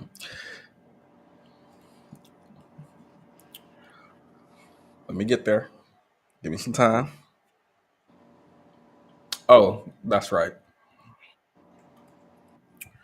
Here's the rest of her testimony. Actually, before her testimony, so how do I make myself? So, oops, I should have unboxed it on screen. Water flosser, water pick. I will now be doing that in addition to regular flossing. People say you should add it into your regular flossing routine. I'm very proud of this $13 while on sale Amazon purchase. I really hope it doesn't blow up in my hand. I really hope it doesn't do that. That would be terrible. Oh no. Ah, dang it. Oh Before well. you get into it, whenever you do use that, tell me how that works because I never used one of those before. I always wondered if they actually worth it. Everybody be talking about it. I feel Look, like it's quite a bit of an experience to have. You know what I mean? Like pressured water being well, blown through your teeth and gums. when you say experience, what do you? I don't want to be nutting in the bathroom, brushing my No, teeth. no, no, no, no, no, no, no, no, no, no. You went way too far. No, I mean I'm experiences. sorry. Like I just don't know what that would feel like. You know what I mean? Like the standard brushing of your teeth is normal, not really too much pressure, not nothing crazy, but you blowing pressured water into your gums and all that nonsense. I feel like Mm, that's got to be interesting. mm. You saying like a Q-tip, but for your mouth. Yeah, pretty much. You know, like weird people who stick Mm. Q-tips into their ear holes because they think that they go in there. I just swab it. You know what I want? I've seen on TikTok. I was so mad that TikTok Shop was gonna close before I had a chance. I keep seeing them advertise this.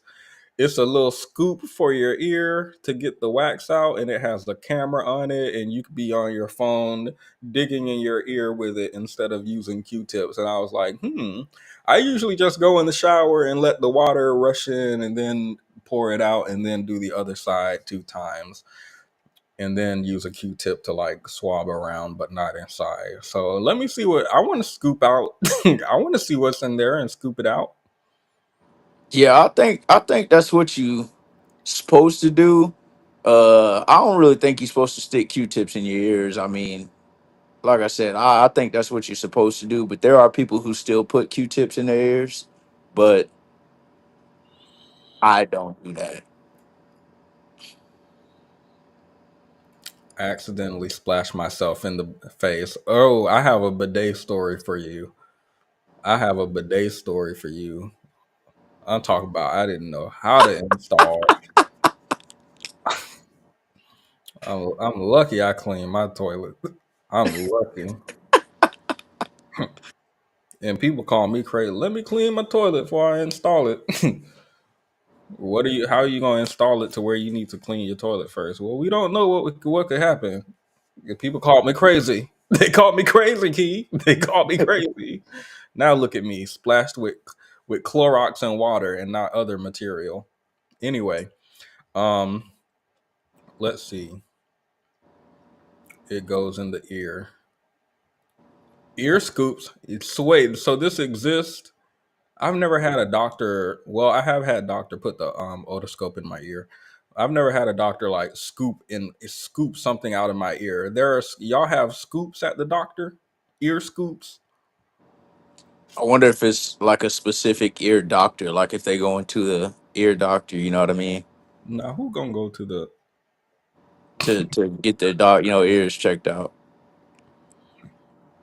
Because I've never had anything stuck into my ear and scooped out either at the doctor. Now, if you have to do this is a problem in my mind. I would do it once in my life. No, you know what? I've seen. So I don't know what this is. Maybe like a water pick for your ear, but I have seen these things where the people will be on their side, and the doctor will like rush water into their ear, and it'll just rush out a bunch of gunk and stuff like that. Um, but I haven't seen a scoop. But I've seen like a water pick for ears. I don't know what to call it. But them doctors, it'd be like pimple popper videos, but instead it was with people's ears, and they was just rushing it with water. I was like, "What? I need to do it once because I believe it will clean my brain, my ears, my nostril. I believe it'll travel through and just go through everything the way he Not was." your nostrils. You know what you need for your nostrils? You need that one thing that they be doing to babies, a little bottle. You know what I mean? They put it up one nostril and then push it up there and blow the snot out the other side. I don't want to do that. I've seen too many Yeah. people with I want to these see it big done in real snot. life. Like I seen it. I seen a bunch of videos, and I contemplated doing it to my son, but I haven't put him through that torture yet because I don't know how he would react. And I would feel a little bit bad if I did it to him and didn't do it for myself. So I don't know how it feels. You know what I mean? Because I don't want to have to hold him down and wrestle him and do it, and then like I'm not gonna do it. Michaela says hi. To me, Yeah, oh, what's up, Michaela? Yeah, I haven't talked to her in like a month or 2 months, probably. got to get the gang back together. Is that what it's called? I seen she said neti pot. Is it neti pot for the nose? Is that Yeah, the it's a nose neti thing? pot. I think. Well, I Okay. don't know if neti pot's the one for children or if that's just the name of the design. But yeah, Oh, okay. Gotcha. Gotcha. I would do it, but I'm not about to look at snot booger come out of my. The doctor gonna do that. I'm not about to do it at home. Uh hey, are you looking at Sabrina in the comments? Sabrina 9? She killing me in these comments. She is describing her experience with this water pick situation. I didn't fill it all the way up. It's still almost choked. Now, how much water is this thing No, spraying? she's referencing to her she put mouthwash in it the first time when she got it. That's what she is referencing back to. She said don't do that. Oh my! Oh no! Yeah, you had to like go up. Yeah, she put mouthwash in it when she first got it. I think she was trying to expedite the process of mouthwash and it backfired. Where's the comment? I don't know. It's somewhere. It was somewhere up there. She said it. I bought one and filled it with mouthwash. My mouth. Well, it depends on what mouth. I'm thinking about mouthwash with alcohol because that's what everybody use. Um, I don't think mine has alcohol in it, but whenever I travel and use travel mouthwash, it burns. I can't imagine putting a whole water pick with mouthwash and spraying. I'm talking about I ain't do a diluted. I ain't gonna mix it 50-50 water. Straight up mouthwash. I And know that shit felt terrible. And I just know you were thinking it was smart. I know it was so smart before you did it. I know this was so. I'm about to because you clean your teeth with water, right? But Exactly. imagine this. Imagine this. What if? What if same thing but with mouthwash? Double it. Sabrina, I really don't want you to I really would hate for her to have to relive that. But that's like one of those videos where you know what I mean, you hear a story or something and you like, man, I really wish I could have seen that go down because I just know that was hilarious. That's one of those times where I wish there was a video just so we could get a visual experience, you know what I mean, of just her reaction. Because that's one of those reactions you can't duplicate that. Like I know she did that, she was pumped for it, and then she did it, and everything went south. Everything, like the light shut off.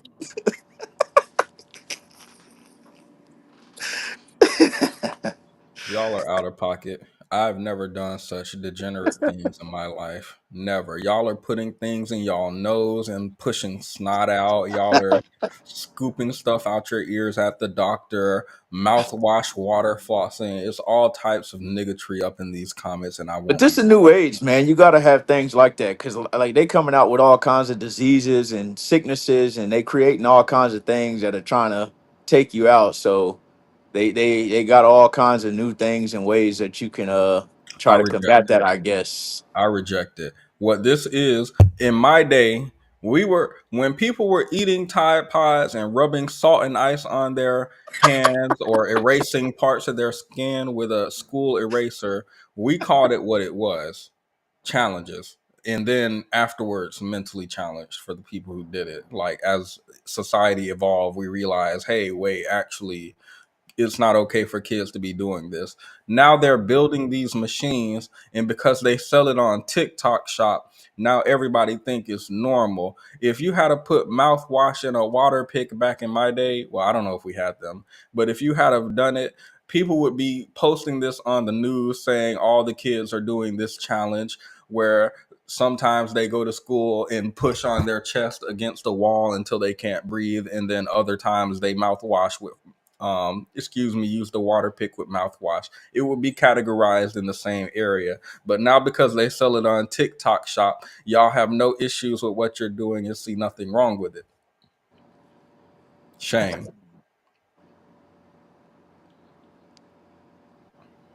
I'm in the same area you in, so like I'm right there with you. I don't really get too caught up in it, but I do love. I'm not gonna lie. I'm not gonna lie. I'm not gonna try to create a whole nother conversation and drag it nowhere. But I do want to see a couple people and see what they say. I was a little bit hurt on our little 12-hour break from TikTok. You know what I mean? It did kind of bother me because I do like to get on there and watch just how far people will take things. Because some people really don't got no breaks. Like they really just have no stopping point. You talk about the crate challenge. Yeah, exactly. Like I'm not gonna lie, I love to see people succeed. I really, really do. But that was one time in my life where I never wanted people to fail more than watching them do their crate challenge. Like everybody that got to the top, every time I seen a video that got to the top on the crate challenge, I disliked it just because I did not want to see that. Wow. Truly doing thankless work. Can we please celebrate this man in the comments? Can we please just never mind, we defended our one black man for the day earlier, No, so leave that. You see that comment right there, the cinnamon challenge? She said that she was a victim of the cinnamon challenge. I so the cinnamon challenge, the salt and ice challenge, and some other challenges I won't mention were happening when I was growing up at the age where you do those challenges. The cinnamon challenge was so stupid to me. All these people were bringing some cinnamon from their mom's spice cabinet to school, going in the bathroom on break and doing the cinnamon challenge and coughing it up all over the bathroom. And I'm just thinking myself so high and mighty, look at these stupid people. Now, why would they do that? For some reason, one day when I was at home on summer break, I decided, you know what? My parents are gone. Ain't nobody here. Sister's gone. No brothers in the house. Let me go ahead and do the cinnamon challenge alone by myself. Let me go ahead and clog up my airways and can't breathe. And I talk about all types of choking on the floor and trying to. This is it. This is how my parents gonna find me. The Kylie Jenner. Oh my god. The Kylie Jenner lip challenge. Oh my Oh goodness. boy. I Oh boy. completely forgot. The way I suctioned the cup and my lips got daffy What's duck. crazy, hey, hear me out. My sister was in high school at the time when that was going on. And I'm telling you right now, I never wanted, like, I tried so hard to talk her into doing that challenge. And it was not because I wanted her to be a part of the stupidity. I mean, I did, but that wasn't the point. The point was, I want to see these things happen in person just to see how bad they really go. You know what I mean? Because I just knew that was one of those ones. This is not going to be good. I just kept saying that to myself. That is not going to be good. So I So tried to talk my sister into it, but she was not about it. Yeah, she was. She was too advanced mentally, I guess, for me to talk her into something that stupid. You said she was trying to sacrifice. That's what Yeah, you. I mean, I wasn't worried about it. I just wanted to see, you know what I mean, how it was going to go. Because some things you just, I mean, you got to see it to believe it. Dust. I believe that's what we call it. Dust. Dusty.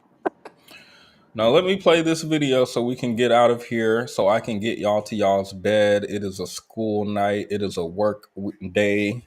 I have to work at a reasonable time tomorrow. I only have one clinic to sweep tomorrow, so yay. I'm gonna sweep 34 towels on the floor. There's a spill. Needs cleanup on aisle 6. Being a mobile janitor is not for the it's not for the weak. It's not for the weak. Long 4-hour days, $62 an hour. It's hard living this janitor life.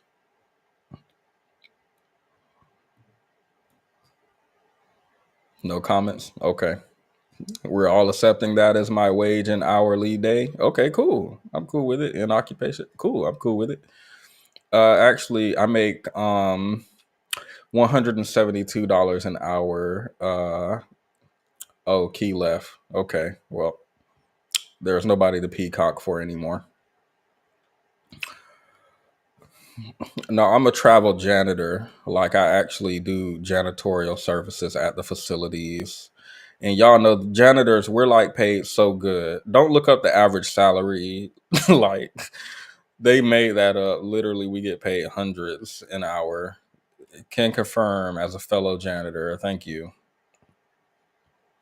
And that was the furthest thing from what it We're going to watch the rest of this apology on like fast. was. To the point of literally, we have a handwritten letter from the woman's house that I went to. I'm trying to get the Ring doorbell footage of me standing on the porch telling John when he asked, are you sure it wasn't a black man? And I said, I think it is a young white man. But she wrote a letter. She was like, I'm happy to speak on your behalf. You absolutely told me that you thought it was a white man. And so she offered to write a letter on her friend offered to. She came to the door and she asked, was it a black man following you, chasing you, trying to attack you, lying about living there? She said, no.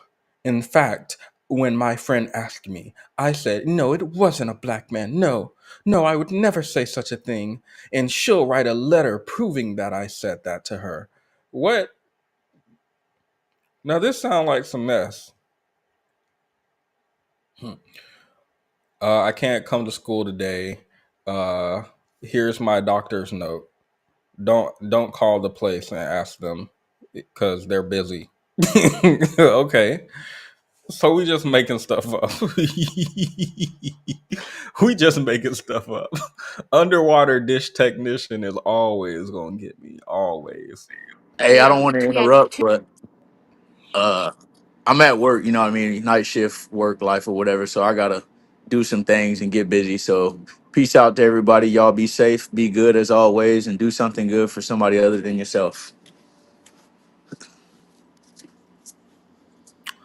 Have a good night at work.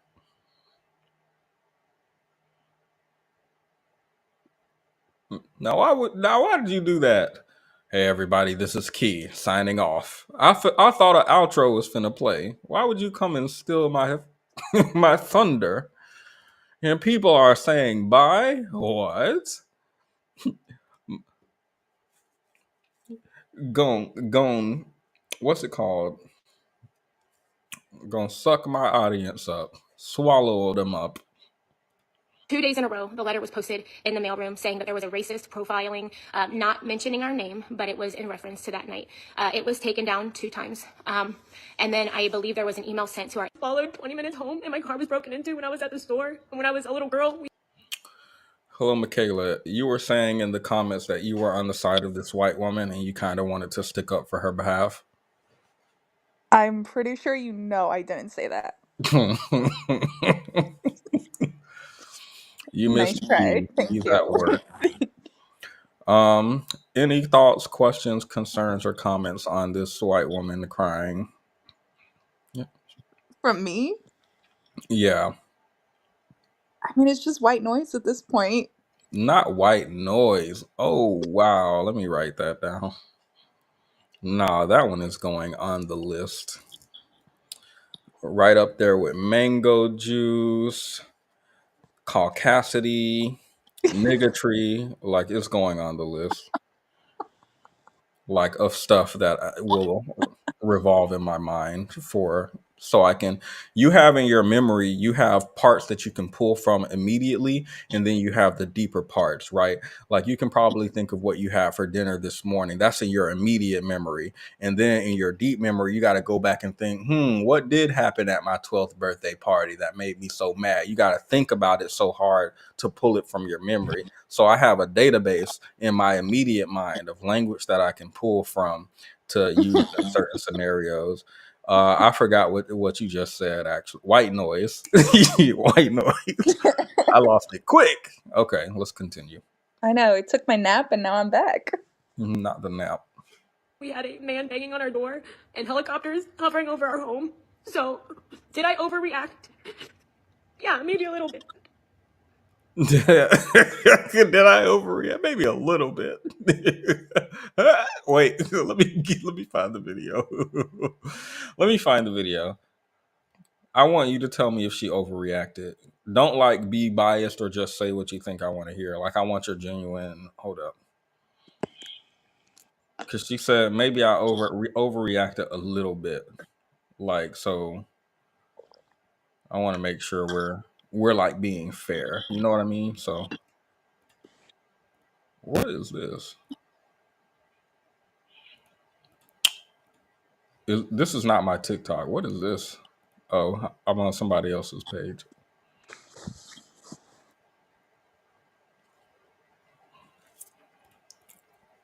Okay.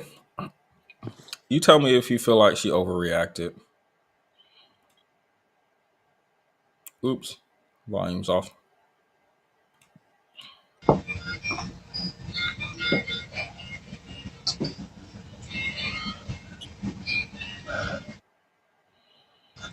Oh, if you haven't seen this, this is his house. He just pulled into his driveway. This white woman came to this house to pretend to knock on the door because she thought he was following her because he pulled into his driveway. Okay, now you have context. Do you live here? Yeah. You do? Papa. I don't believe that. What? I don't believe that. So what are you doing? Rory, come on. Rory, come on. Okay, do you feel like she overreacted? Yeah, 100%. Have you seen this video? I mean, I saw it at the beginning of the show Oh, when I okay. was still awake. Yeah, I was awake for that part. Okay, You told me it'd go on for 2 hours. let's I'm sorry. continue.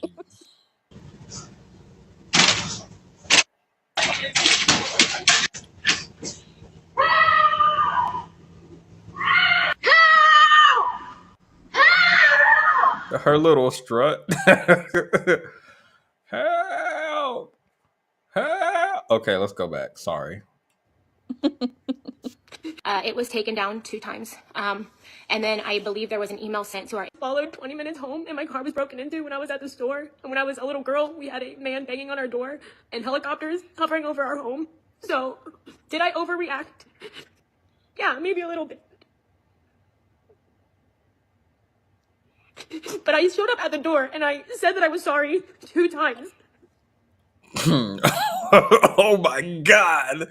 I can't believe this poor woman. If she had have just said this at the beginning, she apologized 2 times. I feel like a monster. How could I have said all of these things about this woman without realizing that she said sorry 2 times? Oh my God. I'm the real monster. I didn't know she did that. Why didn't she just say that at the beginning of the video? It would have saved us so much trouble and anguish. After she said she specifically was not going to apologize. Oh, she's not apologizing to people who think for doing something racist because she says she didn't do anything racist. Yeah, okay. I feel like if you have to say that, you definitely did. Do you live here? I don't think so. Oh shit. Okay. People are going as far as saying they're not genuine apologies, that I'm out to get them for whatever reason that is. I don't know how it could be twisted that way. When I literally, oh my god, why do people think I'm out to get him? I'm just a girl. I'm just a girl. Why not? I'm just a little woman. How could I be? Like, I can't like it's. I can't listen to it the same. Sorry. thought he was a white man. So I knew it wasn't going to stop there, but the Facebook page stuff was deleted. Not me ever asking for any of it to be deleted. I made a public apology to them through the video to a whole Facebook page of almost 500 residents in our neighborhood. And then I posted in the comments multiple times when people were just saying, like, disgusting and just tearing down our family's name. I once again came on and I said, if there's ever an opportunity to reconcile, like, I will. I'm so sorry I could have ever offended you. And so I've absolutely apologized multiple times. It's not been accepted. So now I woke up today and John started sending me screenshots of people going on all of my social media channels. And I had to make my pages private. On one of the videos of us talking about opening our store, there were over 360 comments, some of which absolutely were from our members, but I would say over 300 of them within a 10-minute span were from people coming to absolutely attack us, saying anything and everything you can imagine, from hating on my faith, tying that to racism and me not being who I say I am, to my family, to be on a lookout, to our business is destroyed, to you can imagine everything that's being said, to our direct messages to my friends and members being messaged saying that I'm a racist, going as far as saying that I was trying to have a black man killed. That was commented a few times. To people texting me personally, calling me a racist pig, our direct messages, our other businesses. Where's her husband? I feel like I would be like, hey, I think you shouldn't go online. I think you should probably private your Facebook and stay offline for several days. Once this calms down, if you feel like you need to apologize to the people, she said she did towards the beginning, and I think she said they didn't accept her apology. But I'm like, where's the like? I feel like would you not be like, hey, maybe stay offline? Her husband's recording. Her husband's recording. Yeah, babe, this will get him. I was genuinely like, we're a unit. You got to think about. Now, where's his video? I want to see what he's saying. Hey, she told me somebody attacked her. I just did what the husband should do. I didn't know she was being racist. I don't associate with that. Hey, babe, that's for you. Those comments for you. You gotta do that. I got nothing to do with that. I don't know nothing about that right there. That was good. I thought everything okay. I was waiting on you to come on out. Nobody tell me nothing about that right there. Sorry, that's what I do when I'm like babbling. I don't know nothing about that right there. I thought it was okay. I was waiting on you. Nobody tell me nothing. I thought it was good. Crave is being attacked, and every business platform, my Facebook ratings, everything is being attacked right now.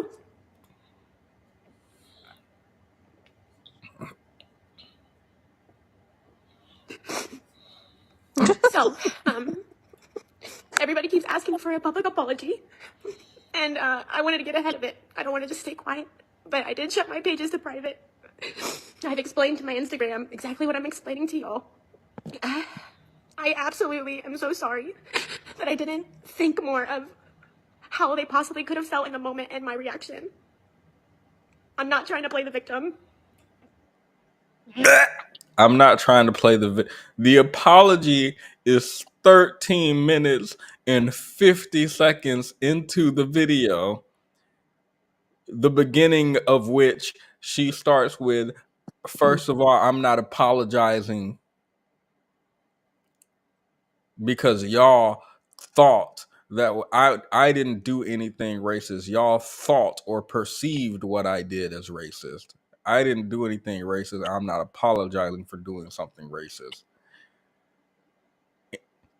And y'all have to. I was scared, and when I grew up, a man chased me into my car, and there were helicopters above, and I was just so scared, and it was just awkward, and he didn't tell me he lived there, and but I'm not trying to play the victim. I just wanted to say I'm sorry. Yeah, this sound like you sorry you got caught and you facing backlash. This don't sound like genuine. It sound like, what more do you want from me?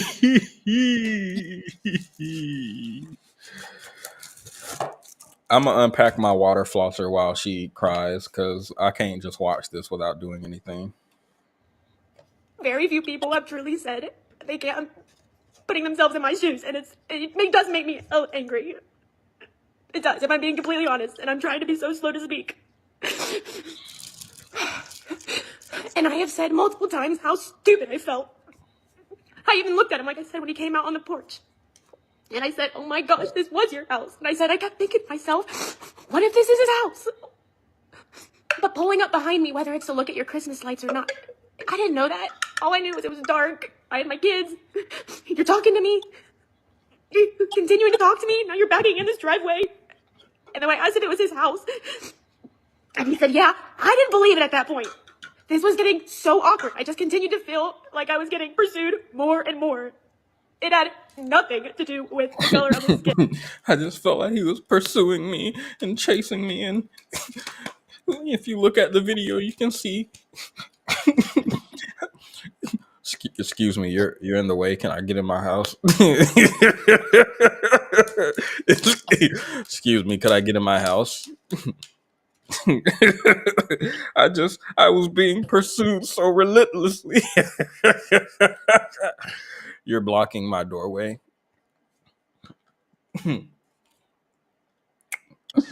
She was being pursued so hard she came back to the door to tell them how hard she was being pursued. Wait, is it charged already? It's charged a little bit. Let me go get some. I'm trying to learn to do tap water, and like not everything needs purified water. Like I brush my teeth with tap water, but for some reason I want to put my filtered water in this, not tap water. I don't know why. Well, I'm trying to be okay with it. So I'll let it play while I fill it up. He could have been purple, orange, whatever. He was a man in a truck pursuing me. Nope. I had to come right back and sit down. I couldn't even go fill up my water floss. As soon as I heard, it doesn't matter if he was purple, orange. They never say black, white, Latino, Asian. They never say that. Why does someone always talk about purple? And I don't care what color you are, purple, red, yellow. I feel like it's always people who don't like black people or who don't treat black people good who say that. Purple, orange, whatever. Anyway, sorry. Let me go fill it up. The tone of his voice was not welcoming or comforting at all. And so, yes, I panicked. Did I overreact? I don't think so. So, I'll leave this here for you all to decide what you believe. But I don't know if the owners will watch this or the people who have decided to come alongside them. I don't think I'm in a position of trying to win hearts anymore. I've made many apologies and they weren't accepted. So I don't think it's about an apology anymore. But I just wanted you all to know that I am a lover of everyone. I really am. And once again, I'm sorry for anything that I could have done to not hold your heart. What a terrible situation and terrible timing. Like, that's what it all boils down to. Really terrible timing. And now it's just getting really, really ugly. So, I just wanted to make sure that this was put out there publicly.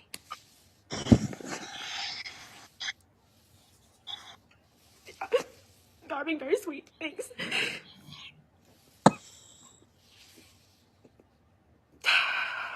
Thanks, guys.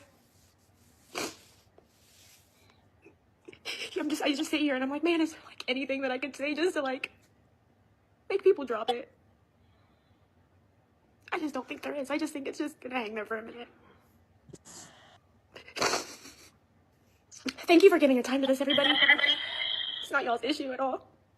So, I love you. If you guys start messaging me and stuff, the reason I'm not responding is we're supposed to be. I'm sorry. Are you laughing at this woman's heartfelt apology? No, it's have you ever seen that scene in Shark Tale with the shrimp?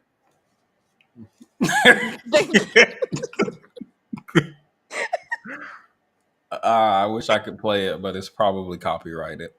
You're so Probably. wrong for that because you immediately invoked imagery in my head with this shrimp. I'm sorry. But why are you making fun of me? I just had a mental breakdown for no reason. Just because it's convenient. How dare you not take me seriously? I do feel like it's more unsafe just to run up to people's doors in the dark. You don't know who lives there. I feel like that's a worse position to be in. She probably just could have walked off. Yeah, because she could have gotten a response she wasn't expecting. Because where was this again? That this occurred? Ohio, right? Ohio in one of Oh, the okay. prestigious, wealthiest neighborhoods. I probably would never try that in Texas. That's exactly what I was thinking because I was I, like, yeah, even the guns got guns in Texas. I was accosted in the gas station parking lot at 6 a.m. on Saturday. Like, I'm definitely not going to someone's house. Like her whole story made no sense, dude. Like I understand trauma and all that, but I was like, girl, have several seats. You asked a man if he lived there. He said yeah. And then you proceeded to try to cause a case for him. And now you're all in tears because nobody brought your white woman tears. And it didn't work out the way that you thought it would. I'm sorry. Are you trying to insinuate that this woman is being disingenuous? Have you heard the rawness of her cry? Have you heard the in her voice the pain, the anguish? There's 15 seconds left. Let you listen to this and tell me this is fake. I could do her English. So I'm gonna try really hard to stay away from all of this and be present with the kids because we've not been very present with them. My mind has been super tied up. Okay, that's all. Thanks, everybody. You you right. You're I forgot to telling add me the Harvard. Is you're that better now? you're telling me that that was anything other than real raw emotion. Prosperity, why do you think I'm just trying to mock her? Can't you see I'm in pain? I'm sorry, I didn't realize. I apologize. I The don't know. I same feel like amount of pain she cried. was in when she pulled that fake mess. I cried harder laughing in my car earlier today. So I don't think that was real. um, I think this conversation should be centered in the black male community when we talk about our relations to women of different races. I think we should put at the forefront our dynamics generally, like as a not every single individual, but generally, broadly, I think we should understand the type of dynamics that exist between these two and put that at the forefront, black men, when discussing different races of women. Um, which I see them discuss from time to time in passports and other stuff like that. Like, I think that should be at the forefront. Not just white women, like talk about how Asian women and their parents and family talk about black people, black men, or like foreign lands or like Asia, anywhere in Asia, China, Japan, like how they talk about and refer. I just think if we are talking about women broadly as like a community, Western, Eastern, South, North, anywhere, I think we should put at the forefront of the conversation the dynamics between our demographics. That's what I think we should do. Now watch this water pick. Oh. Ooh, that was the low setting. Okay, that's enough of that for tonight. I feel like my teeth are clean now. You gotta uh, do it a few times. I promise it gets easier. I'm not. No, I don't do anything that you have to say that for. I don't do anything that you. I don't do that. Sorry. Oh, you just keep doing it. It gets easier. No, thank you. No. Promise. They lie when they say it gets easier. It takes a mighty long time before it gets easier. You just gotta Kidding, let I'm me. kidding. It never gets easier. You just gotta let me ease it in. No, thank you. I'm good. I'm good. No, I think this is a lie and a cheat. That's what I think. A lie. Got liquids everywhere. Now I gotta change shirts before bed. Anywho, be sure to leave a like, everyone. Well, Perpa and Michaela, did you guys have any final comments on this or anything from today's video?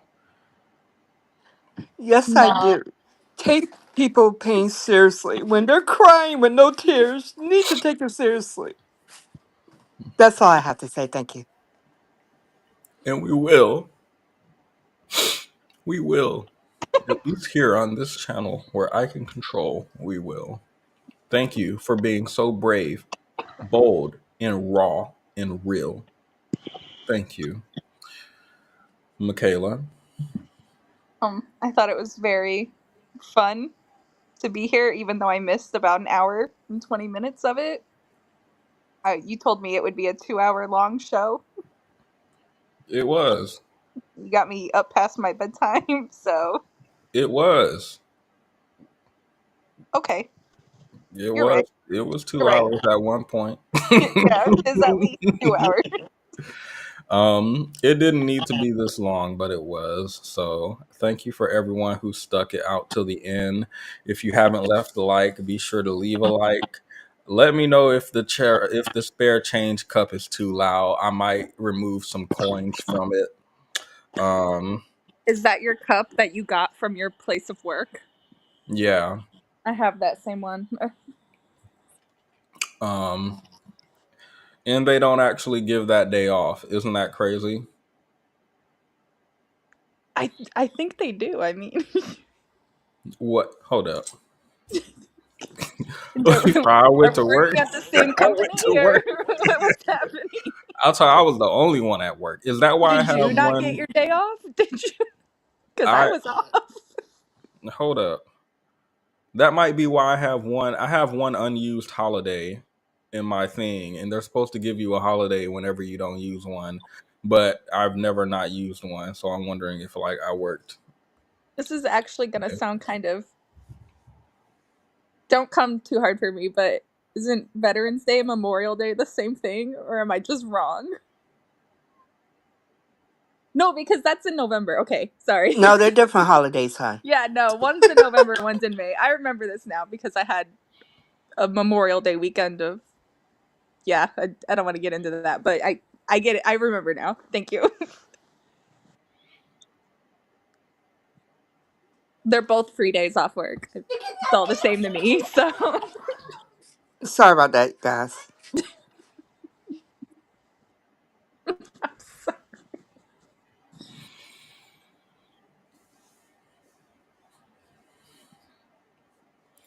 How do we I mean, feel? you can keep staring. Is the not You go addressing? ahead. You go ahead. Not addressing the Memorial Day veterans. I understand people get those confused. Like Christmas, Thanksgiving, they're both like 1 month apart. I mix them up. Is the spare change cup too loud? Spare change? Spare change? It kind of sounds like those bells that the Salvation Army uses outside of Walmart. At Christmas time. Not the Good Oh, Samaritan Bell. I need one of they be begging. I ain't never seen anybody beg so I'm just begging. I've beggars. I don't know what that sounds like a whole slur. No, I I don't know felt what really else. awkward last time. I put like a whole $10 bill in there. I ain't never It just seen felt like I nobody. couldn't walk past it. He was making eye contact from across the parking lot. Anywho, never seen anyone. Oh, the spare the spare change cup is too loud. Back it up from the can. Is that better? No. All he need now is that song, Brother Can You Spare a Dime? Here, let me back the microphone up.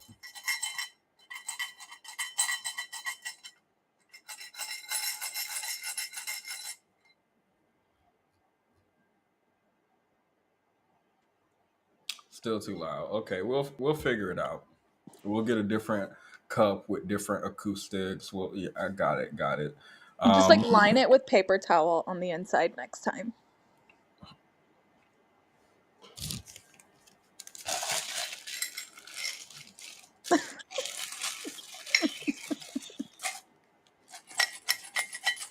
Damn. See, that's good. Yeah, that's good. Spare change. Spare change. Hold up. All right. I'll give you like whatever's in that cup. I'll donate it to you. All 35 cents. Thank Thank you you. everyone for watching. I was supposed to have I had a different outro, but I don't have it written. I don't have it with me. I don't have it with me right now. Can I upload it now? Let me see. Cool. And this just let me upload it just like that. Wow. Okay. I'm trying to do like I don't want y'all to get swallowed up like at the end. I want y'all to be chill. Thank you everyone. It's supposed to be loud, donate or else. Well, we can do testing next time.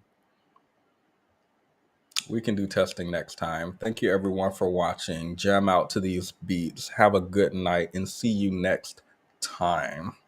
I couldn't sleep at 8 p.m. and send a text to your DM.